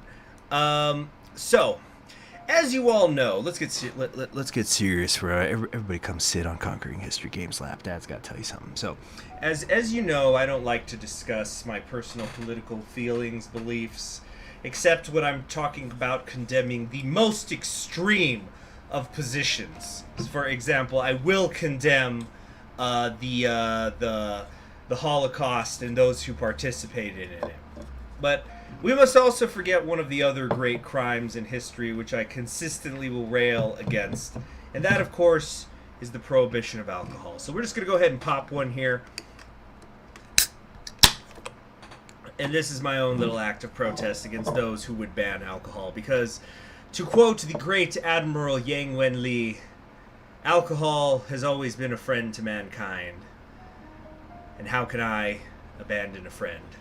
Time for the ASMR pour.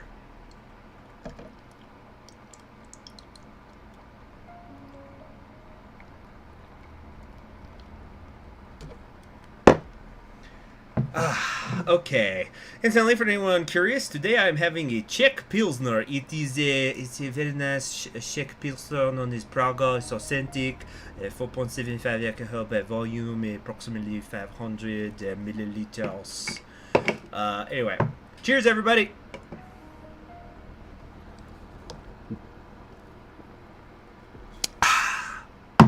All right. So that's the It Girl. Now let's talk about the other one, Mom. Yeah, with the Nerd Girl, as people were saying. Nerds unite. We got her magazine too. The modern Iranian household. With modernization sweeping the nation, Iranian men and women pursued Western interests in non-traditional music, fashion trends, and lifestyles. Parenting magazines like Mom offered tips on how to enrich one's child with comics, short stories, and number games. The magazine also ushered in a different era of parenting that involved self-reflection with a greater focus on the child's desires and aspirations. A modern concept for a traditional society.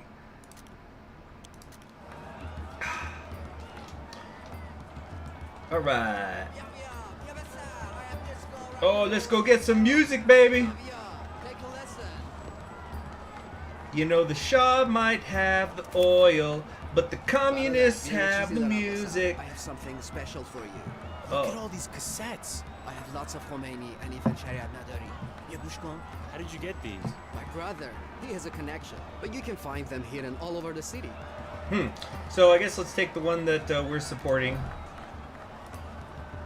Give it to me in English. From the position of strength and not weakness or powerlessness. As Hold on. powerful movement. Hold on. Yeah, let's listen to it in here. So we've got, is it under stories or where is it? The Walking Dead, no, free speech, revolutionary pamphlets. Wait, which one is it? Is that not speech number 1? Shoot, it showed what it was up here, didn't it? And I screwed it up. I didn't look. Oh, damn it. Ah, can we go and select it again? I messed Several up. demands from the government, and they must be met. First, the Islamic laws must be implemented. And any laws that are against Islamic law must be terminated. Yep, music, the other drugs besides the book. Second, all our political prisoners and exiles must be So you know, it's funny, you're talking about music as drugs. No joke. I listened to this album. I've actually already listened to it a few times today while I was doing other stuff. Basically, I had an eye exam earlier today, and they had to do the dilation on me, so of my eyeballs. So I didn't. I couldn't see. So, funnily enough, a friend of mine had recommended me this album yesterday. It's called Promises, and it was like this, not a compilation, a collaborative. That's the word, a collaborative album between Pharoah Sanders, you probably have heard of Pharoah Sanders. He's a jazz musician, but it was Pharoah Sanders, the London Symphony Orchestra, and this electronics ensemble called Floating Points. I'd never heard of them before, but it was just so beautiful. And like, so I was just sitting there. I'm sitting there listening to it. You know, I can't see anything, and it's like, and then later on, I was looking at the comments on YouTube for this album, and people were going like, "Oh, I love this. It's so minimalist. It's so soothing." And I'm just thinking, did you even listen to the whole album? My God, it's like movement 6. It's like you're listening to creation itself happening, and it gets violent at times. It was incredible. Anyway, everything's a drug in Iran. Yes. Anyway, let's take this picture. So yeah, music's a drug, and that's why I don't do drugs. You know, except for drinking alcohol. But it's like, just listen to music. You see? I'm not the only one with these cassettes.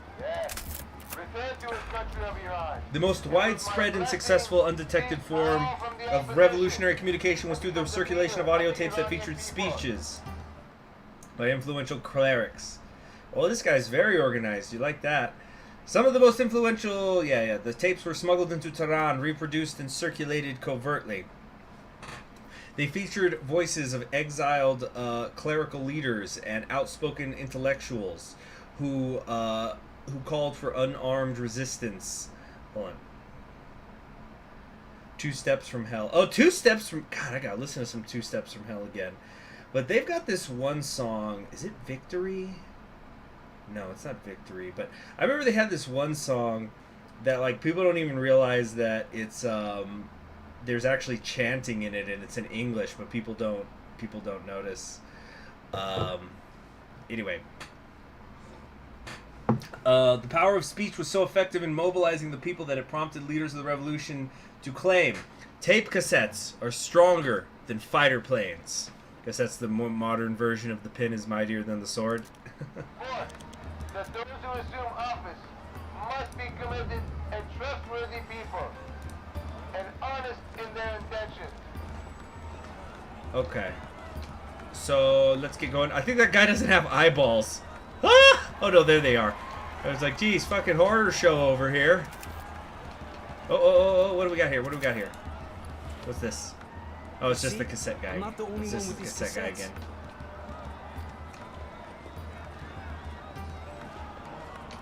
Let's get to the front before the crowd pushes us back. Let's get some photos. We can make it. I'd love to get a shot of that box. This is gonna be great, Reza. One day we can tell our kids about this. No matter what, Paul, keep your eyes on me and let's not lose each other in the crowd.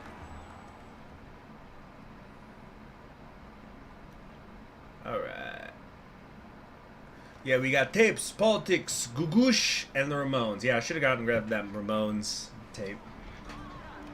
Brothers and sisters, forget what you have read in the newspapers. They are filled with the Shah's lies. We know the truth, and we can no longer be afraid to speak it. The Shah claims our nation is a democracy. Oh, it's her shirt. I thought she was like ripped. I was damn, she's jacked. That's Bibi. She's one of the leaders of the student front. What do you think, Reza? She's fearless. She doesn't hold back, huh? Because she says what we're all thinking. Join me in welcoming Brother Abbas, a personal hero of mine, and a man who has endured persecution and torture for his vision of a free Iran. I am honored to share this stage with you, and we are all humbled by your courage. Thank you, Miss Golistan. درود درود برادران خواهران. This government represents a regime whose leader, Mohammad Reza Pahlavi, came to power illegitimately. Come on, Reza, join in. The deputies Cheers. appointed by him in our Senate and Majlis are therefore illegitimate. That's right, We illegitimate. the Iranian people, we must never forget what happened at the Cinema Rex by the hands of the secret police, the Savak. They trapped 425 innocent women, children, and men inside the cinema and burned it to the ground. Pretty impressive, huh? He can work a crowd. Reza, you should be taking pictures of this. This is a momentous occasion. Man, look at all those people on stage. Who are they? All the major players are represented. You got the clergy, the communists, the Tudeh party, student leaders from the National Front. Even the Mujahideen is represented. All of them are here to support Abbas? It's dangerous for Abbas. That's what he needs to do. How long do you think a truce will last? I don't know. We'll see. Yeah, so, man, one of the central themes. Still hiding behind the camera. Something's never changed. Ali! Ali, what are you doing here? Let me look at you. Ali? I can't believe you're here. What are you doing here? Savak and the military are everywhere. All right, get over here. You see, got his revolutionary blazer on. About time my cousin opened his eyes to the real world. Ali, where you been? Kujai? I'm sorry it's been so long. I had to disappear for a bit. No one knows I'm back yet, so let's keep it moving. Wait, are you no longer with the Mujahideen? What have you heard? Shishinidi. Were you in trouble? A few of us separated from the Mujahideen, and we committed ourselves to bringing the Shah down at any price. Ali, you know this is a peaceful movement. Brother Abbas is preaching nonviolence up there. How's that working out, Bob? Okay, so let's pause here and let's talk about the Mujahideen. So when we hear the term Mujahideen, we're probably thinking Afghanistan. I think that's if you know, when you hear the term Mujahideen, and then of course that's what influences Dune. But you know, Dune's for something on my other channel one day. So the Mujahideen, the Iranian one, was a militant group that the question marks, love that option. I left the Mujahideen. I hated Rambo 3. Yeah, exactly. Well, that's a whole thing with, for Rambo 3, the Mujahideen were in that movie. And if you ever find an original copy of the movie, that's there's like, at the end it says, you know, this film is dedicated to the Mujahideen, or I think it says the freedom fighters in Afghanistan. But in subsequent editions of Rambo, like if you try to find Rambo 3 now, if you go try to stream it somewhere, it's going to probably say at the end, just dedicated to the people of Afghanistan. So, okay, Benjamin Kiev is taking the words out of my mouth, but that's fine. So, the People's Mujahideen organization is the Iranian one. And as he said, these are basically communist Islamics. So this is, I was talking about how this Iranian revolution has elements of communists who are, like, you've got communists who are part of the revolution, and you've got Islamists who are part of the revolution, of course, because, you know, they're the ones who end up winning in the end. But the People's Mujahideen was an actual fusion of the two. So you can, it's kind of like the Christian socialism movement, but they were also very militant. This has to be made clear. Now, they were founded in the 60s, And they would organize demonstrations. They actually became a little bit more prominent. Like, it was part of the struggle that happened in Iran after the revolution, because they claimed that the Islamic Republic that was created in Iran was not a legitimate one, and that was actually a coup.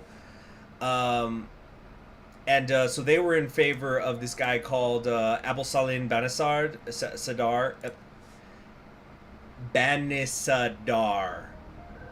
Excuse me. And he was actually the first president after the revolution, but then he got impeached. And so, like, they believed that he was still the legitimate president. And they weren't afraid to be violent, though. Now, they actually still exist, I think. Yeah, but they are considered a terrorist organization, and they don't. Yeah, let's not get too deep into that, but yeah. Well, yeah, Ben Hamen is bringing it up. Yeah, let's just say they earned that. They did their work to earn that designation.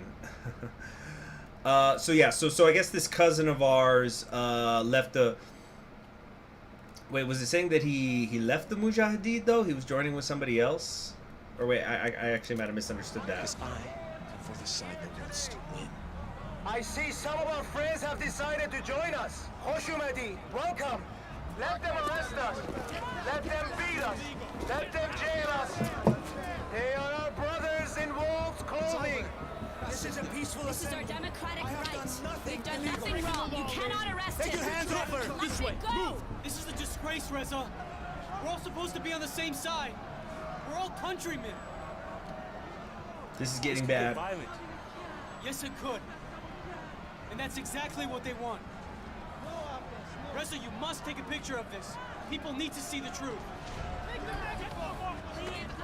Line it up, line it up, line it up, line it up. Boom! See? There's always a battle to fight. Hey, Ali, what are you doing? Come on. Let's get out of here. The soldiers aren't the enemy, Ali. They're oppressed workers. Don't you get that? They're forced to take orders by our oppressors. We're all the same in the eyes of this abusive government. What? Babak is right. You should listen to him. Wait. Seriously, Babak? Oh, I think I took the wrong one. Nobody Babak is forced right. them to put on those uniforms. Okay, he was just looking What the wrong choice do way. they have, Ali? They need their jobs. They have no So we choice. should pity them. Don't pity them. They're doing this to take care of their families. Fam, what about my family? We're doing hippie peace one. Arrested, tortured, murdered, and for what? What choice did he have? If you're gonna cry, Babak, weep for him. When does it stop, Ali? When they make it stop. I fight for the innocents lost in that Evin prison. You worry about your damn soldiers. You win? Don't do this, Reza. Trust me. You throw that rock, and it's gonna change you. We can do this. Make a stand. Just drop it, Reza. Ali, what about what Abbas is saying up there about peace and prayer? Stick to your pictures, Reza. Why live in the real world when you can just take snapshots of it instead? Listen to him, Ali. Dorosmi. You made the right choice, Reza. What are a few rocks going to do other than justify the army to attack us? Don't want to pick sides. I'm not getting involved with this. They're taking Abbas. All right, let's do a pause here. Yeah, so somebody brought up the Tudeh party of Iran, and so the Tudeh. I should have talked about this earlier because they're one of the ones that were up on that stage. Because remember, he was rattling off everybody. It's like, oh, everybody's out there on the stage. We're all working together. So the Tudeh party of Iran are full-blown communists as well. They had been around since like the 40s, and they had been in favor of like nationalization of oil, which is of course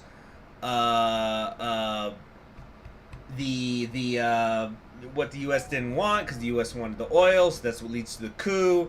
And so then basically the party technically still exists, but in reality had been destroyed, and they actually were not even headquartered in in Iran anymore. They moved their headquarters to well, they kind of had like a dual headquarters sort of thing, but okay, let me okay, I'm stumbling over my words. So the coup happens in 1943, and then the Tudeh party, which I'll probably say interchangeably with the Communist Party of Iran. So when I say Tudeh Party or Communist Party, I'm talking about the same thing. They start arresting them. They start, doing the crackdowns, finding the party, using the party membership list to find out who they can arrest. Purging the army of them, because there were some of them that were in the army. And hold on, let me get a drink here. And so they basically, Fran's exactly right. They get driven underground, and they have to set up headquarters abroad. So like they go off to the German, Eastern Germany, the GDR. Look forward to my nostalgia campaign one day, everybody. Let's see here. Freaking Tenbray. When they took the commies, I said nothing because I'm a griller. When they took the socialists, I said nothing because I'm a griller. When they took the hippies, wait, why am I getting arrested? I only took pictures. Yeah. So like the Tudeh party in this context of the revolution is like essentially an underground party, a party that has in reality been pushed out of the system, attempting to reintegrate itself. They also took part in like guerrilla activities, and they wanted to like renationalize the oil, because oil is, of course, that's the money in Iran, right? So they wanted to nationalize the oil because the oil was Iran's power, and things like that. Of course, they kind of had internal splits too, because some of them wanted to work within the context of the Islamists, and then others didn't want that. So of course, these things get complicated. Final chance to redeem yourself. Do what's in your heart. Don't listen to him, Reza. It's not the only way. I said no. Taking pictures. You disappoint me, Reza. I kind of wish the dialogue was a little slower. Babak won't forget this. Also, let's check the stories. I think there was another one that popped up. Or no. I guess not. I thought one did. Never mind. Come on! Let's get out of here!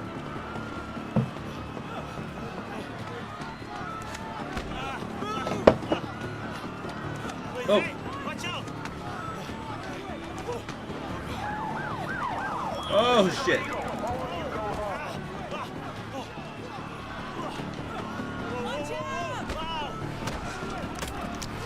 Camera. Camera!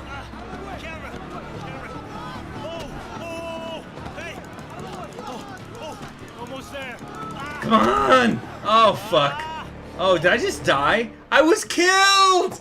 Oh, what the fuck? Let's see, in school they told us the Tudeh party were Soviet lapdogs. Well, that's a whole other complicated thing, because you got to remember that the Cold War gets oversimplified into just being something between the United States and the Soviet Union, and obviously that's the primary basis of it. But you got to remember that the Chinese, the People's Republic of China, ends up they end up splitting with the Soviet Union, and then it wasn't until Nixon that the Western world seemed to kind of figure that out, that they didn't work together anymore. And so, all over the world, you had these communist movements that were then having to pick sides between, are they going to go like the Maoist path, or are they going to go the Soviet path? And then, Deng Xiaoping comes along, and so it's not even Maoism in China anymore. So it's a whole thing.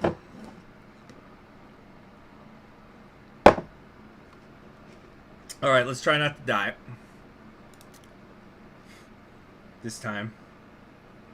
Come on, load, load, load, load, load. All right, let's try this again. Wait, hey, watch out! This is illegal. All of you go home. Alright, we gotta be ready for it this time. The camera! Come on, come on, come on, come on, come on, come on. God, you gotta be fast.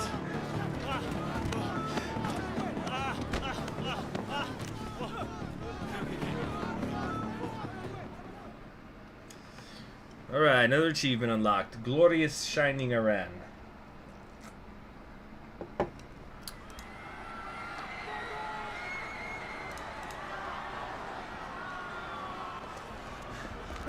Reza, over here! Oh. You okay? Yeah, I'm okay. Where's Ali? I lost him. Take your pictures now before they tear gas the place. Show the world what's going on in our streets. It's not letting me take the pictures. Why are all those soldiers just standing around? They look clueless. I'm trying to take the pictures. It's not letting me. What the fuck? What's going on? I'm trying to take the picture. It won't do it. They're not protesters. They're with the Shah. It won't let me take the picture. Okay, it takes the picture there. What the fuck? It won't let me do it. What the fuck is happening? Uh-oh, I think we hit a glitch or something, guys. Oh, shit. Okay. Help me! Brother Abbas! Ali! Oh my god. I got him. I hope I got him. Easy. They really messed him up. Put him down, Mama. I need to get back out there. Get it! Get it out! Ali, you can't leave. I have to get Bibi. Reza, take care of him. He's losing a lot of blood, Reza. We need to get him to a hospital. Soldiers are going to be waiting there to arrest him. Oh my god! Look at all that glass! Take it out! I'll hold him down. Jesus, it's everywhere. It's here and there. Oh my god, oh my god, oh my god. Help him without hurting him. Okay. You got it! Oh, shit. Woo! We need to save him, Reza. We need to save him, Reza. You're doing great, Reza. I don't think you can do this for much longer. Come on. Quit fucking squirming, bro. It's in my stomach. Open the jacket. Under the jacket. Okay, how do I open his Where jacket? did all this glass come from? From broken windshields. I gotta open up his jacket. Who did this? Gotta render aid. That's why you need medics when you go to a protest. That's a lot of blood.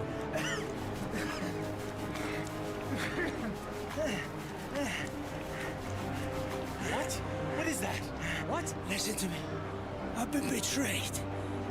Is that a handle? Look, whatever it is, Reza, you need to do something about it. Okay, okay, let me What the hell think. is that? Where's Bibi? Somebody stabbed him. Alright. Ooh. Ooh. That is not a sharp knife. Listen to me. Bandage it! What the fuck are y'all doing? Bandage! You need to seal up the wound now. Yes, I know!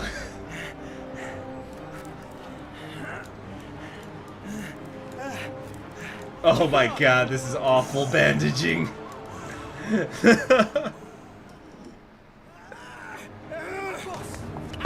What the hell is going on? Reza took care of him. He's gonna be okay. Who is this? That's Reza. Abbas, you're safe. I don't know what we do with him. What happened to him? They were trying to kill him. We need to get him out of here now. Who treated your wounds? Reza took care of him. Thank you, Reza. I don't know how to thank you. Help me get him up. Abbas, I got you.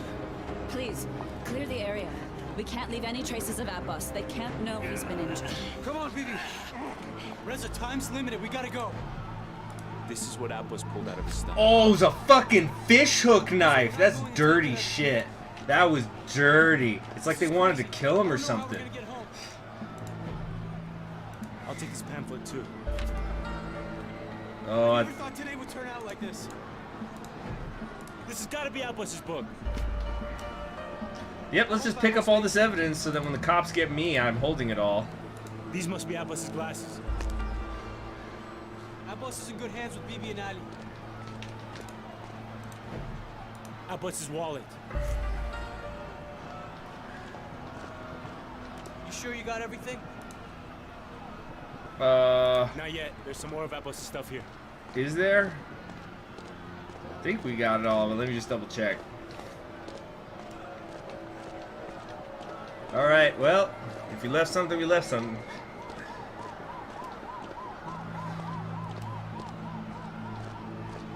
You sure you got everything? Let's go. Yeah, I think I got it all.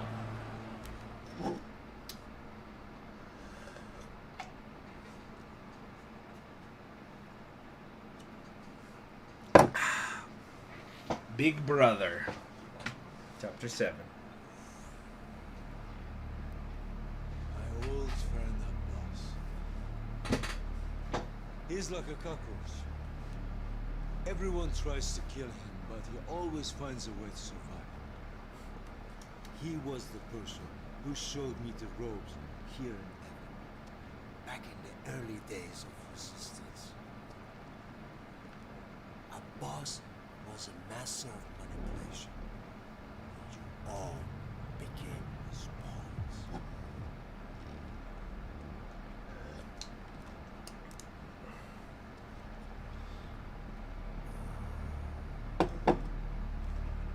Yep, we've gone back to the future. There's still some innocence left in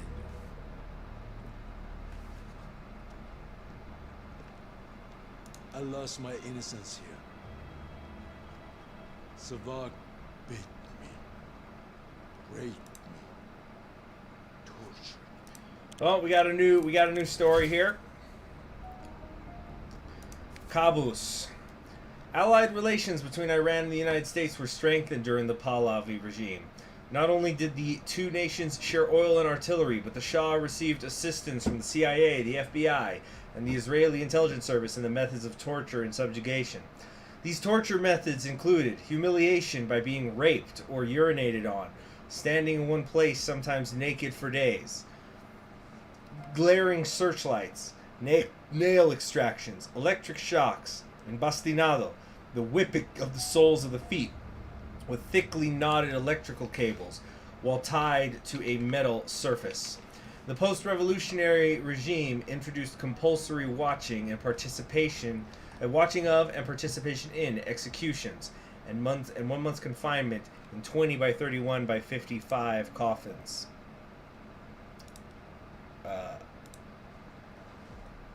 All right. Hold on.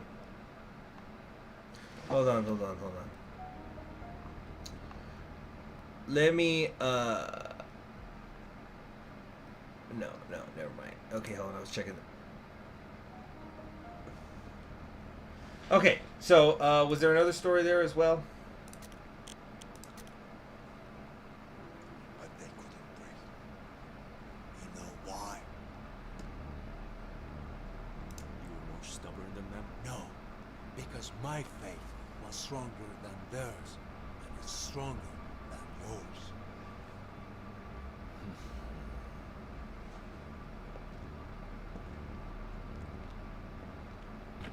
You know what I love about Evan? Evan's the prison we're in. Is that you never know which ghost you're going to run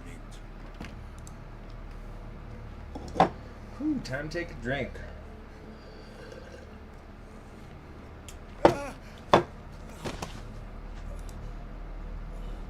Have you nothing to say to your brother? Hussein? Reza, what are you doing here, Dadash? Hussein, what's going on? Brother, look at me. That's no. enough. Hussein. This has nothing to do with this, please. Nothing would make me happier than to cut this Savak scumbag to little pieces.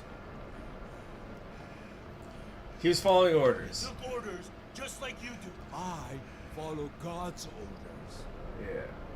So basically, our brother was an SS officer. Nobody wants to know. Get up! But we're being a hippie about it, so we're going, he was following orders. It's gonna be okay, Hussein. Please.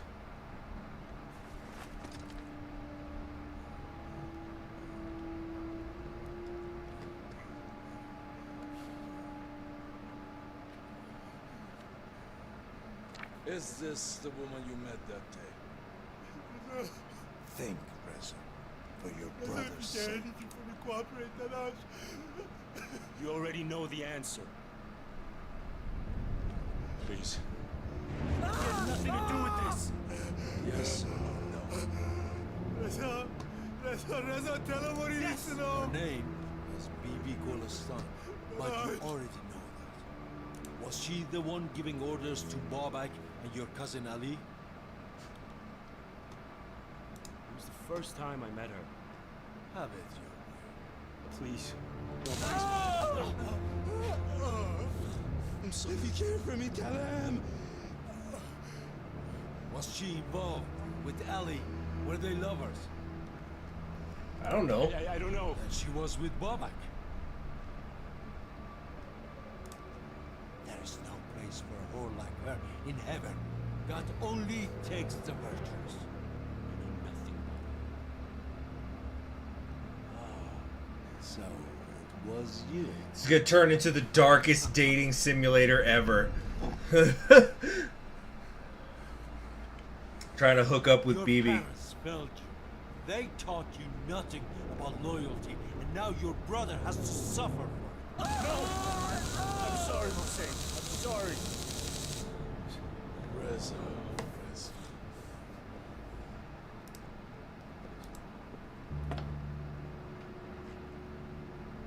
And now, about this woman, Bibi.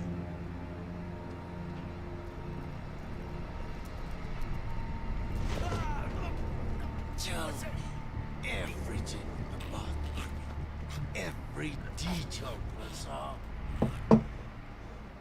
Achievement unlocked, Big Brother. Oh gosh. Oh man. But you know, like I was talking about, it turns into a dating simulator amidst the Iranian Revolution. There's this, so one of my favorite bands ever, which is actually it's because of the singer, he's the songwriter, Max Bemis. He has this one song called "Alive with the Glory of Love." It's I wouldn't say that they have any famous songs say anything, but if they did have any, "Alive with the Glory of One" is one of them.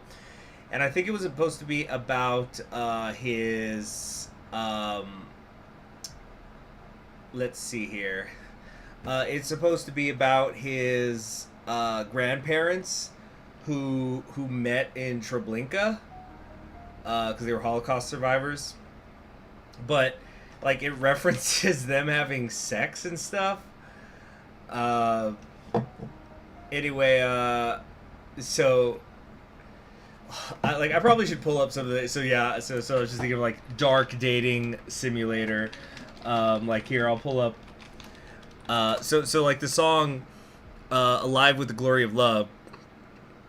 It's like I said, it's about his parents going through the Holocaust, and then it goes like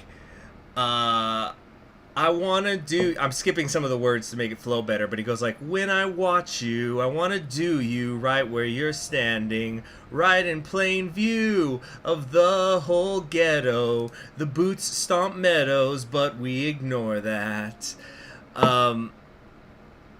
So like there's a part that goes, "Miss Black I just gave Benham a little timeout because I don't know. Maybe it's because I've been drinking, but I wasn't in the mood for making jokes about how, oh, actually the secret police were the good guys.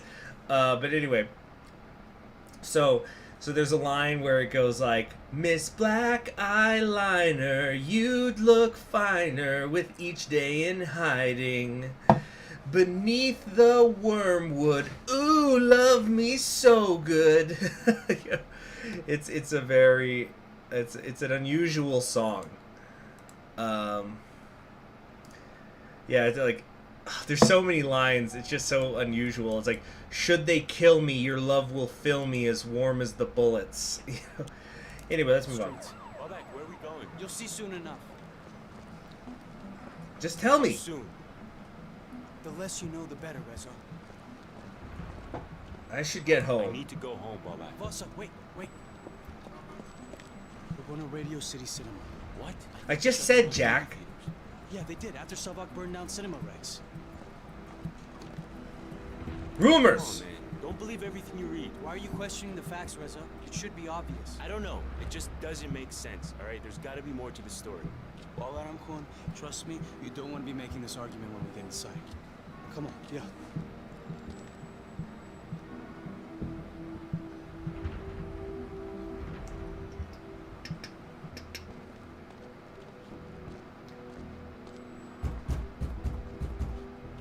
That's it? Just a knock? Yeah. It's like nice password, though. Yeah. Will Bibi be here? Yeah, she should be. Hey, how do you know her anyway? Oh, she volunteered in my village about 2 years ago as an engineer. Helped us build a well. How did Good to you hear, go from being Benham. an engineer to Let's move on from it. starting a revolution? And keep having fun. Keep enjoying. Rezajan, you see enough bad things in life, it motivates you to make a change. You know she's the one who's been publishing your pictures. So she likes I'm them? glad she likes them. She thinks your pictures can be a real asset. Oh my god, it is a dating simulator. Choosing sides. Look, Reza, you may not realize it, but you're gonna have to pick a side, okay? You may not want to, but it's gonna happen. Yeah, the password is let me. Yeah, he's knocking on the door. What's the password? The password is open this fucking door, bro. Wow, hard to believe the secret police keep finding these guys. What are you doing? It's me. Who is this guy? Pull back. He's on our side. How come I've never seen him, huh? What are you doing? I'm with Babak. I'm taking it to Bibi. Stop it. Oh shit.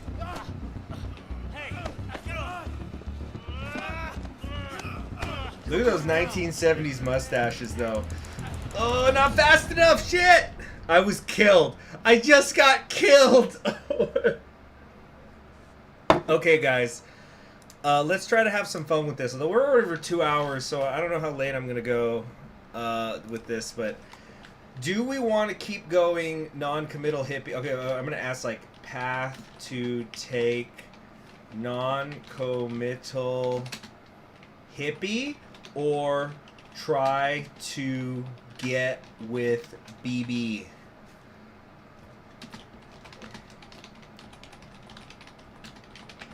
The revolutionary woman. Okay, so I'm going to put the straw poll in here.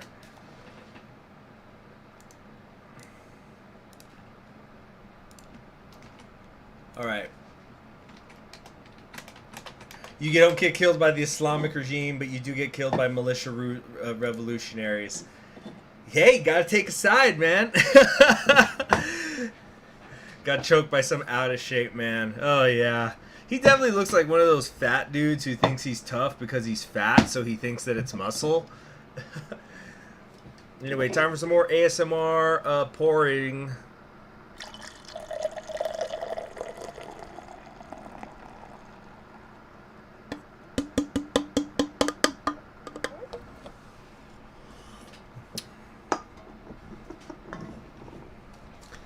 All right.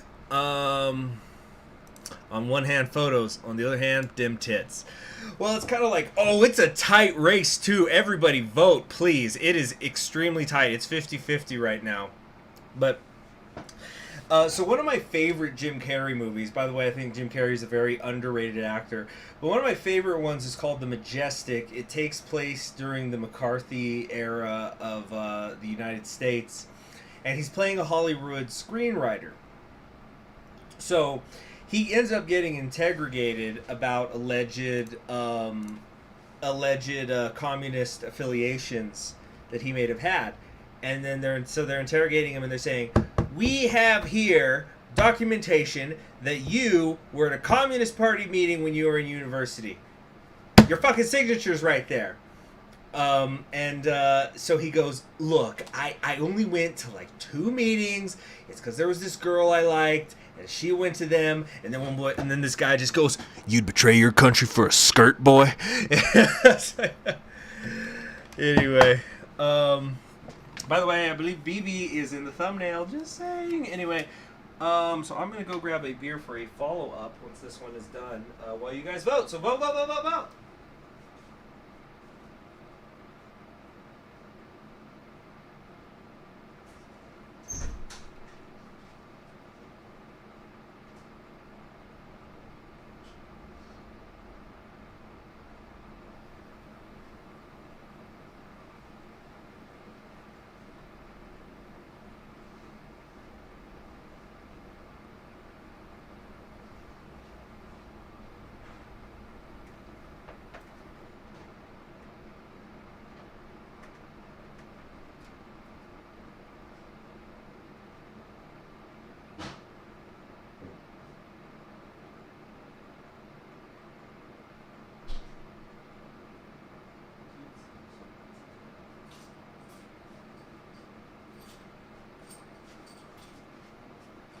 Okay, I'm back.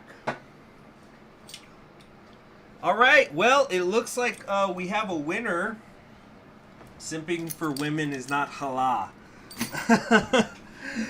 Okay, so it looks like 62% of the people who chose to vote, which only is about 2/3 of the people who are actually in the chat because everyone else trusts in the decision of Supreme Leader Ayatollah conquering history games.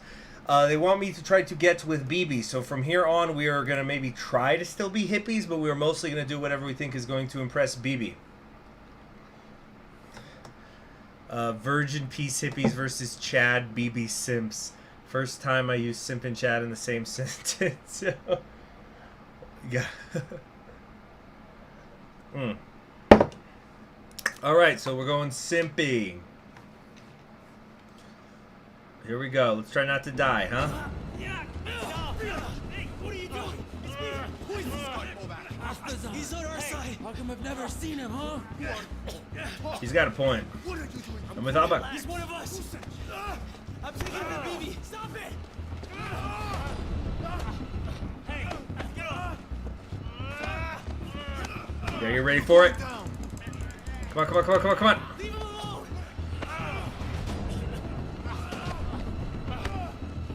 I'm going to kill you. Help.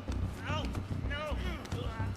Shit, shit, shit, shit, shit, shit, shit, shit. Oh my god. I can't click it fast enough!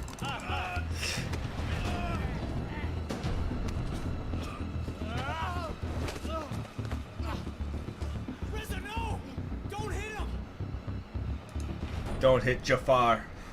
Because I'm a hippie. See, so we're going to try to still do the hippie peace stuff. When we can. You okay? What the hell is wrong with these guys? These guys are supposedly the muscle. Thanks, Ali. You're okay with this? Work for you? What's wrong with you, Nazar? Why did you attack me? Jimmy, somebody's all over us. And you want us to be civil? So that makes it okay for you to kill him. They were only doing their jobs. But you know Babak, and he told you to stop. You're lucky, kid.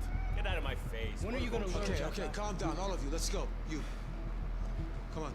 Yeah, you really have like a split second to make the decisions. He's not a stranger. He's family. I know you could have knocked him out. And perhaps you should have.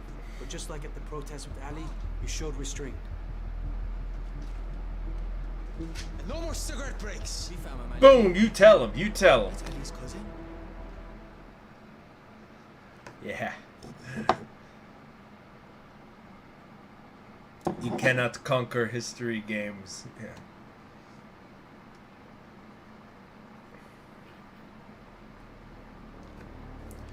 Babak, you see this? After the police raided dorms at the University of Tehran, Bibi sent us up here. We used to come here as kids. Now look at this place. Oh, we got a new story here. So we've got here, what's the next one? Radio City. Located in Tehran, Radio City Cinema was designed by the father of modern architecture in Iran, Haydar Giahi. It was constructed in 1958 and was among the many structures in Giahi's extensive body of work that symbolized luxury, modernity, and westernization. His work included the Royal Tehran Hilton Hotel, the Tehran Pars Drive-In Theater, the Tehran Senate House, train stations, hospitals, and a casino in Tehran. The cinema was bombed in 1973 and remained unoccupied for years until its closure in 1979. Hey, Ali, what's going on? Reza, are you okay? What happened? Jafar and Nazar. Things got a little out of hand. So what? It's not how we handle things, Ali. And how exactly are we supposed to handle things? With words? Banners? No, we need fists. Ali, pass it. And force! Abbas made his orders clear. Who do you think put me in charge? I don't have to justify my actions to you. Ali has committed his life to our cause, but his passion is a little misguided. You're right, Bibi June. Easy, Look, he's family. I might not agree with him, but he's still my cousin. No, not that aggressive. We're trying to bang her. I meant, Is he here? not bang. He's Something okay. less, He's I don't know, recovering. You saved his nicer life, sounding. and he'd like to see you. Wait, he wants to see Reza? I'll take you to him. Said, please take Babak backstage. I'll catch up with you later, Reza. Come on. I remember a few of these people from the protest. What are they doing? Are they packing up? Abbas believes we've been compromised, so we need to be ready to move. It's just a precaution. I'm gonna take some pictures. No, that's not a good idea. Everyone's a little suspicious right now. I doubt he means that. Why not? Cheer up. These clerics, they hide behind their religion, but the truth is, they want to rule this country. Khomeini is doing what your supposed great leader Mossadegh failed at creating, an independent It was Iran. Mossadegh who fought to nationalize our oil, not your clerics. It was us, the Mujahideen, who fought the Americans and the British. And you failed because you lack conviction. Okay. So that's some rapid fire exposition. Yeah, the split is we're already seeing it there. So let's real quickly talk about who Mohammad Mossadegh is. So that was the guy, like he said, he was the former prime minister of Iran, extremely key figure because he is the one who gets couped in 1953 by the U.S.'s CIA, and also we cannot forget the United Kingdom's MI6 was involved, so this wasn't just an American thing; it was a British thing. But Mossadegh, he was in favor of a lot of different things, land reform, social security, but the most important thing in terms of what leads to his coup is that he wanted to nationalize the Iranian oil, because the oil company of Iran, or Persia at the time, was APOC, with an A, like APOC, which actually, incidentally, is still around today. You know it as BP, British Petroleum. So he nationalized it in Iran. So then the British were like, well, that's not going to fucking fly. And I'm not, and by the way, I'm not giving my opinions on any of this. I'm just saying this was how things went. It's like, he's like, well, that's not going to fly. And he called up the United States and said, you want this guy to take all the oil? And they went, fuck no. So he gets couped, he gets arrested, and then he, dies under mysterious circumstances. You know how these things go. Yeah. Anyway, that's who Mossadegh is talking. That's who they're talking about there. What do you say? Any movement in this country void of Islam is destined to Get out of here! Get out! That's it. Enough. What a show. Tudeh, National Front, Communist, Mujahideen, Islamic, it doesn't matter. In the eyes of this regime, none of you count. How are we going to beat our oppressors if we can't come together and put aside our differences? Only then can we bring about real change. Khomeini is the spiritual leader, yes, I get it, but he's just one of many. Now get back to work. There's still much to be done. I'm sorry, Bibi. This way, Reza. Come on. You heard her. Let's go. Do you still have the rolls of film from the pictures you took today? I have them. I do. Good. Can you process them for me now? Reza, I really need those pictures. I'll give them to you. I'll develop them for you. For a date. Nazar, come to the lobby, please. This guy. You can use our darkroom. We've acquired some photo processing equipment from the state-sponsored newspaper.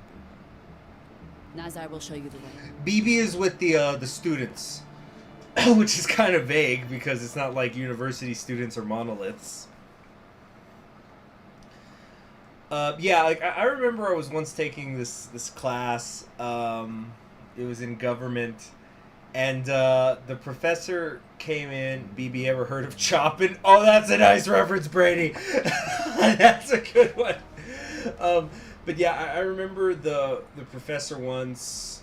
I don't remember what got on the topic, but she was saying just discussing the idea of that, you just think the people around you just believe the things that you continue, that everybody must think like you do, and so she started doing this thing. It only took a couple of minutes of class time, but she was like, okay, how many people are from this state? And some people in the class raised their hands, and she said, okay, now how many people are from the United States? And some people raised their hands, and she just asked a series of questions. Who here was raised in a rural community? Okay, who's from the suburbs? Who's from an urban area? Who's the first person in their family to go to college? Just asking all these questions, and of course, so it's all over the classroom. People's hands are going up and down and up and down. It's this big mix, and she's going look at how different the backgrounds of the people, even in this university classroom, are. It's like, so why would you ever think that the person next to you must obviously think the same as you do? So yeah, and so it's like the so she's representing the student movement, but you know, that doesn't mean a whole lot.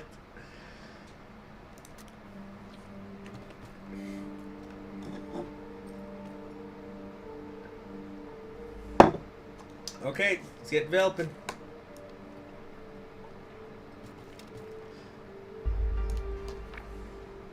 Find the photo of Abbas being stabbed. Dude,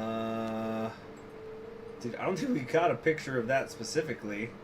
Oh shit, we must have missed some photo opportunities. Look, yeah, there's gaps. Is it here? Is it this one? Maybe he got stabbed on the stage? Salam Reza, we need to talk. How are you feeling? Should you be up? No, but one cannot expect change by sitting. Babak, please excuse us. I want him to stay. Babak can stay. I wasn't asking, Reza. Excuse us, Babak. Thanks, Reza. What did your pictures reveal? Yeah, I'm sorry, Abbas John. I couldn't get a clear picture. It looks like it could have been anybody up there. The nationalists, the clerics, the communists, or even my friends, the Mujahideen. Looks like they all want me dead. Why would they want to kill you? I don't want Iran to trade one master for another. I want it free, not kowtowing to the Americans or the Soviets, or even God. Truly free. Sounds like it could have been any one of them. You're right. Which is why I needed your picture to shed some light on who might have done this. Sorry, I couldn't help. Sorry, I couldn't help. Sorry. Sorry doesn't help me. I got fucking stabbed! Hey, also, didn't I render aid to you, I bro? found a few things in the alley that you might find interesting. Abbas John, do you recognize this? That's from the bazaar. Wait, how do you know that? My father used one just like it in his rug shop. He used it to shear extra wool from the rugs. Guess what? I found. Yeah, that fish hook's fucking nasty. They took my ID. Ah, I'm sorry. It doesn't matter. I can get another one made downstairs. But this, there is no greater poet than Rumi. Here, I would like you to have it. You sure? Are you sure you want me to have this? That's man. Take it. Thank you, Abbas. Okay, so let's talk about Rumi. Rumi was a Persian poet. Not during this time period, way earlier. We're talking like the 1200s. So let me try to pull up a Rumi poem. But you can almost compare him to.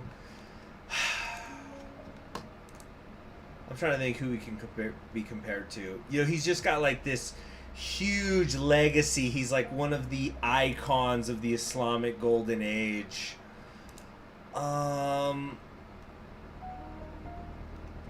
Let's see. I'm trying to think of. I was gonna say like Shakespeare, but Shakespeare was like he did some poems, but he was more of a playwright than anything. Anyway, let's try to find some Rumi poetry. Let me pull one up. Give me a second. You know what? Let's pull up When I Die. Good old allpoetry.com always has everything. So, a poem by Rumi. Born 1207. When I die, when my coffin is being taken out, you must never think I am missing this world. Don't shed any tears, don't lament or feel sorry. I'm not falling into a monster's abyss. When you see my corpse is being carried, don't cry for my leaving. I am not leaving. I'm arriving at eternal love. When you leave me in the grave, don't say goodbye. Remember, a grave is only a curtain for the paradise behind. You'll only see me descending into a grave. Now watch me rise. How can there be an end when the sun sets or the moon goes down? It looks like the end. It seems like a sunset. But in reality it is a dawn. When the grave locks you up, that is when your soul is freed. Have you ever seen a seed fall into earth, not rise with a new life? Why should you doubt the rise of a seed named human? Have you seen a bucket lowered into a well, coming back empty? Why lament for a soul when it can come back like Joseph from the well? When for the last time you close your mouth, your words and soul will belong to the world of no place, no time. Anyway, so that is a roomie for you. Okay, let's get back to it. You know what, Reza? There might be another way to find out who the Moor is after. How? Really? I'm not sure how I could... The truth is that Bibi and I have made it no secret that one of your pictures will identify the Moor. What? Wait, what? Well, why would you do that? Reza, it was the only way to draw out the Moor. It was my only chance. Yeah, that explains why everyone's so suspicious of me. What have I got myself into? Babakjan, Bia, come in. Take him to Bibi. Get him a new ID. Look up, He's going I'm to just, need it. I'm just a photographer, that's all. I'm just trying to grill, man. The eyes of the revolution. Now you need to be the ears. Wait. Shake the tree. Look around. Talk to people. Reza, tell me who could have done this. I'm depending on you. All right.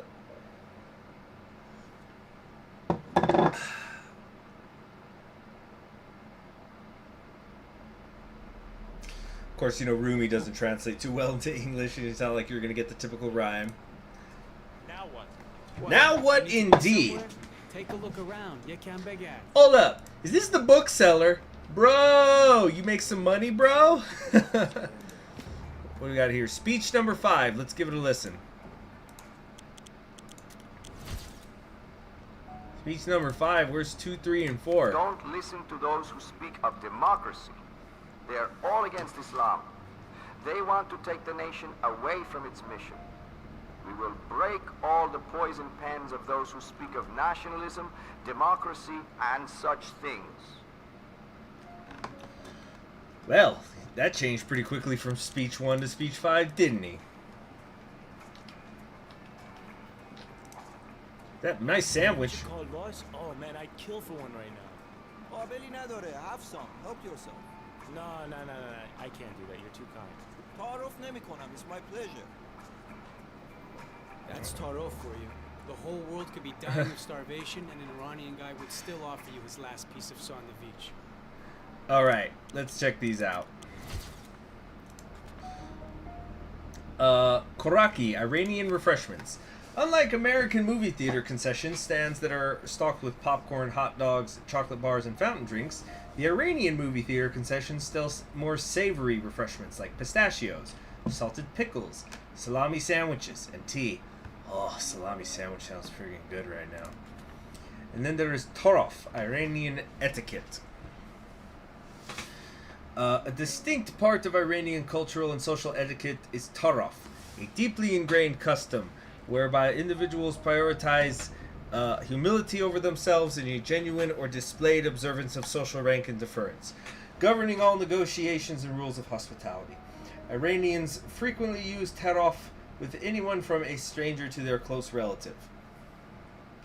Tarof involves a great deal of persistence. One must never accept a gift or favor on the first, second, or even third proposition without deflecting the offer at least once. It is important to insist even after numerous refusals, but one must be careful not to do it in excess and to always end in a yes to avoid offense. If a guest politely declines to be treated for dinner, their host may say "Terof nakon" or "Do not terof. It's my pleasure." All right. So can I eat the sandwich? I want to eat the sandwich. Give me the sandwich! Alright, fine. Let's get these pickles. Nothing. Alright, well, fuck me, huh? Guess I'm gonna be hungry. Now I'm insulting the man. That's great. They're already suspicious of me, and they're Hilton. Alright, what we got over here? Who's the skirt? But they do pickles in some of the at least around here, they do pickles in the theaters. Well, back when theaters were more open. I've seen that movie. Didn't Dariush get arrested for performing the theme song? You got it. You criticize the Shah's regime, you get arrested. You criticize the regime metaphorically, you still get arrested. It's no way to live. So, let's go into that. Jangal. Khurshid Dar Murdab is a 1973 film, best known for its politically charged score written by Irjat Janet Atayet and performed by singer Darish Iqbali. The song, entitled Jangal, meaning forest, was able to bypass government censorship as a movie score, but led to Darish's short imprisonment during the time of the Shah. Janatai Atiye was inspired by the Sikhal incident of 1971, a guerrilla attack on the Pavlai regime that unleashed a witch hunt for the perpetrators and sympathizers. It is this dark urban landscape, the ruthless hunting and executions of anti-Shah revolutionaries, in which Janati Atiye drew inspiration for the savage forest of Jangal. The song's chorus reads, behind you is hell. Face to face is your imminent death. And you know we're pulling that up right now. Hold on. Let's see. Jangal. Oh, I'm trying to find it.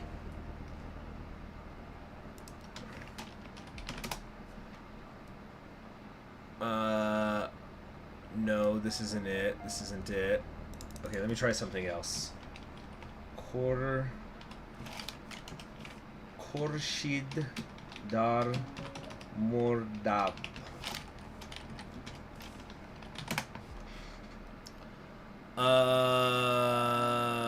Let's see.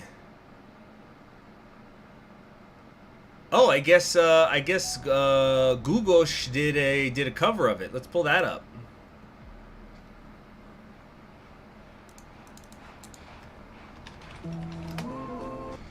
Oh shit! Hold on. Hold on.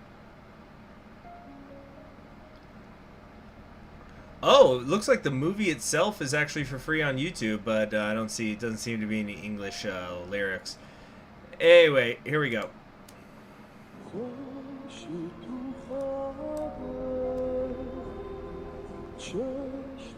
This is it.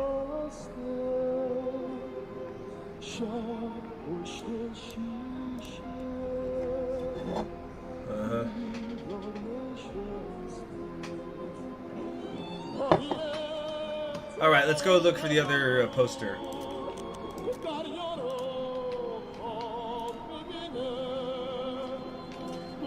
Wait, do you see our cousin? Or do you see him back there? Look at this.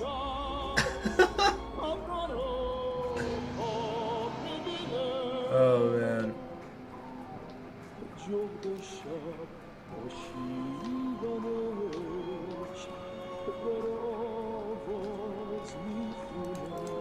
I don't think I can select this one. Look at this dude. He's just moonwalking, sort of.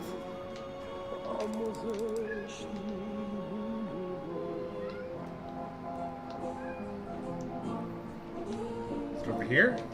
No. Soon, Caesar.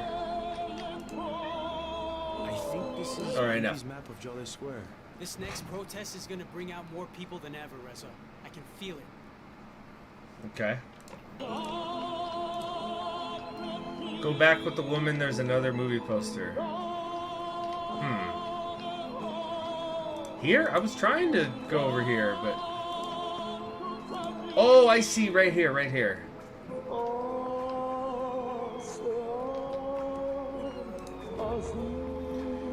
Okay, we got a new speech. So I noticed you guys were talking about food in the cinema.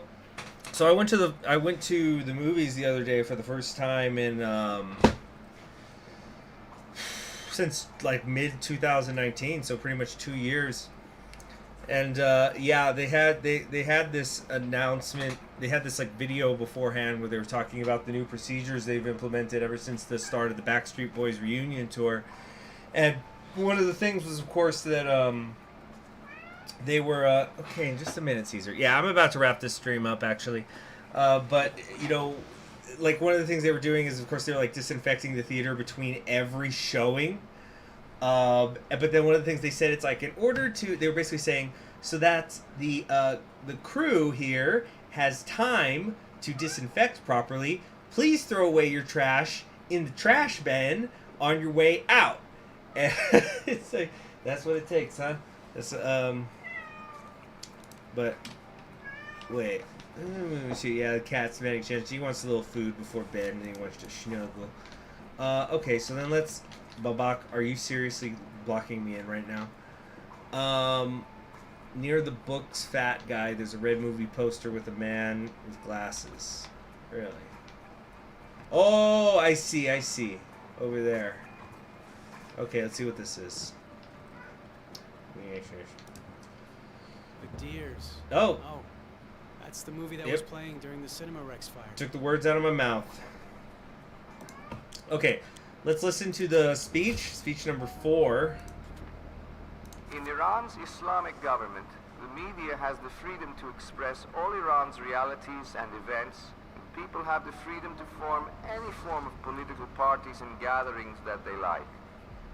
My proposal for establishing an Islamic government does not mean a return to the past. I am strongly for civilization and progress. I'm very happy that they cite each of these too. So democracy, yeah, dude, democracy's based, bro. I definitely would never become supreme leader. This guy's just staring at the wall. You having a bad day, man? Oh, actually, hold on. There was another thing that we missed, right? Tear off Jago. Here we go, The Deers. The film The Deers, Gavazna, was released in 1974, starring Behruz Vosiogi, one of the biggest actors of the time. It told the controversial story of two down-and-out friends, one struggling with a heroin addiction, while the other is an impoverished man turned fugitive. The Deers was screened in Cinema Rex during the night of the fire. The nation's grieving of the Cinema Rex was prolonged by discrepancies in reported death toll. Hold on a second. I'm seeing if this is for free online or anything. Nope, doesn't look like it. Oh well.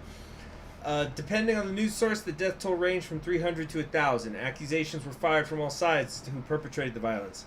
Supporters of the Shah blamed the religious opposition, while anti-Shah revolutions pointed the finger at Savak, a secret police.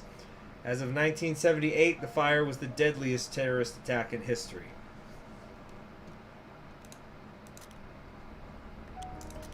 Alright. So, I guess let's look around a little bit more, but then I'm going to call it a night. Yeah, the fucking book dealer, that's fun stuff. I actually think I once saw a video on YouTube. It was like a comedy group from either New Zealand or Australia, I think. But this guy goes to the library and he's like, "Hey man, I heard you got books." And then the guy behind the stage is like, "We don't have books here." "Yeah man, we got books here. Follow me quietly." And then and it's just this weird scene where they like go into the library aisles and he's like, "Look at this book. Look at how many words are in it." And it's just this funny like drug deal thing. You know, let me try to find it real quick. Let me try to find that skit. Yep, I found it. I'm gonna link. Yeah, I'm gonna link it. I'm gonna link it in the chat because it's a really funny skit. Okay, so you guys can watch that when I'm done with my stream. Come on now. Let's go over here. Am I pressing the wrong button? There you go.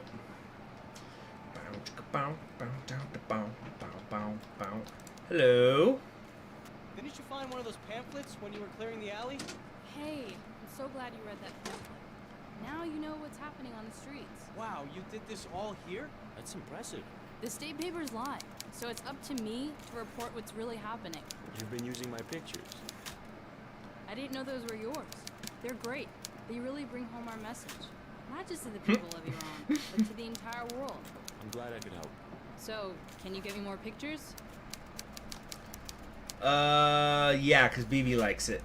Yeah, sure. I'll get you some more pictures. Okay, Reza. Giving Yossi your photos was a good thing. Okay, so she has a name. Right, Doctor. Dr. Shariati. God rest his soul. He may be gone, but his message lives on. We've been in here for too long. Oh, speaking of books. What is this? It's hilarious. It's garbage. Arschrolle. Trying to convince us that between ski trips to the Swiss Alps and hosting chic dinner parties, he thinks about the future of this country?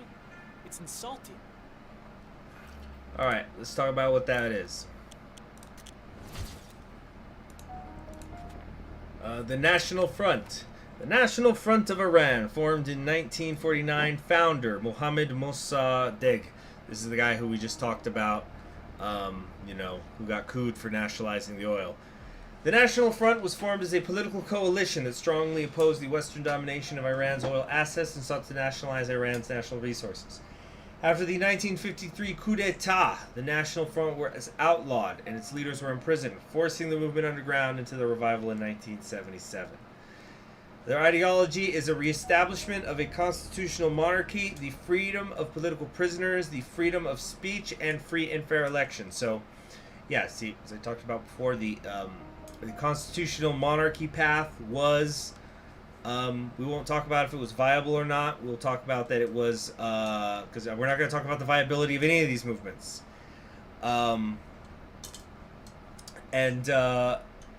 So, but there was a push for a constitutional style monarchy.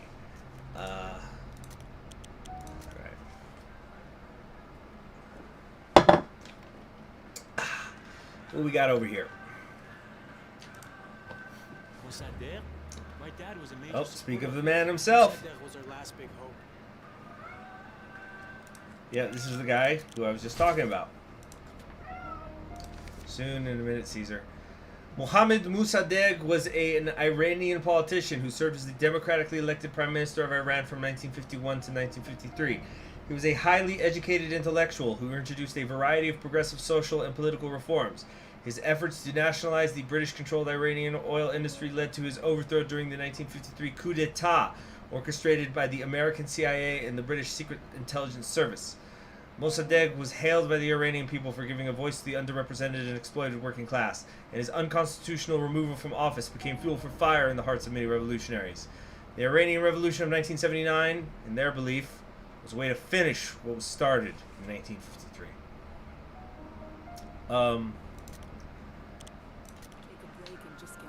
So, let's, I think, go ahead and stop it here with, you know, we got our brother here, our bro here, you know, not little brother, doing his little moonwalk thing. But we're going to go ahead and stop it. It's been almost 3 hours, and I also streamed earlier today.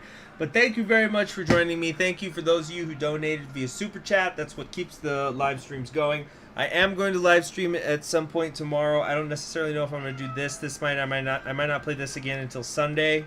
Keep an eye out.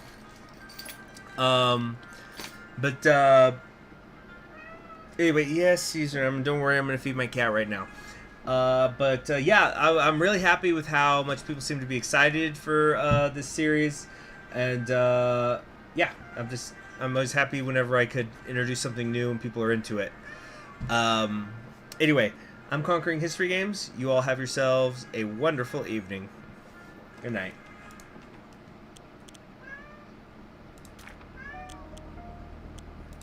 Wait, make sure I don't have to, like, save or anything.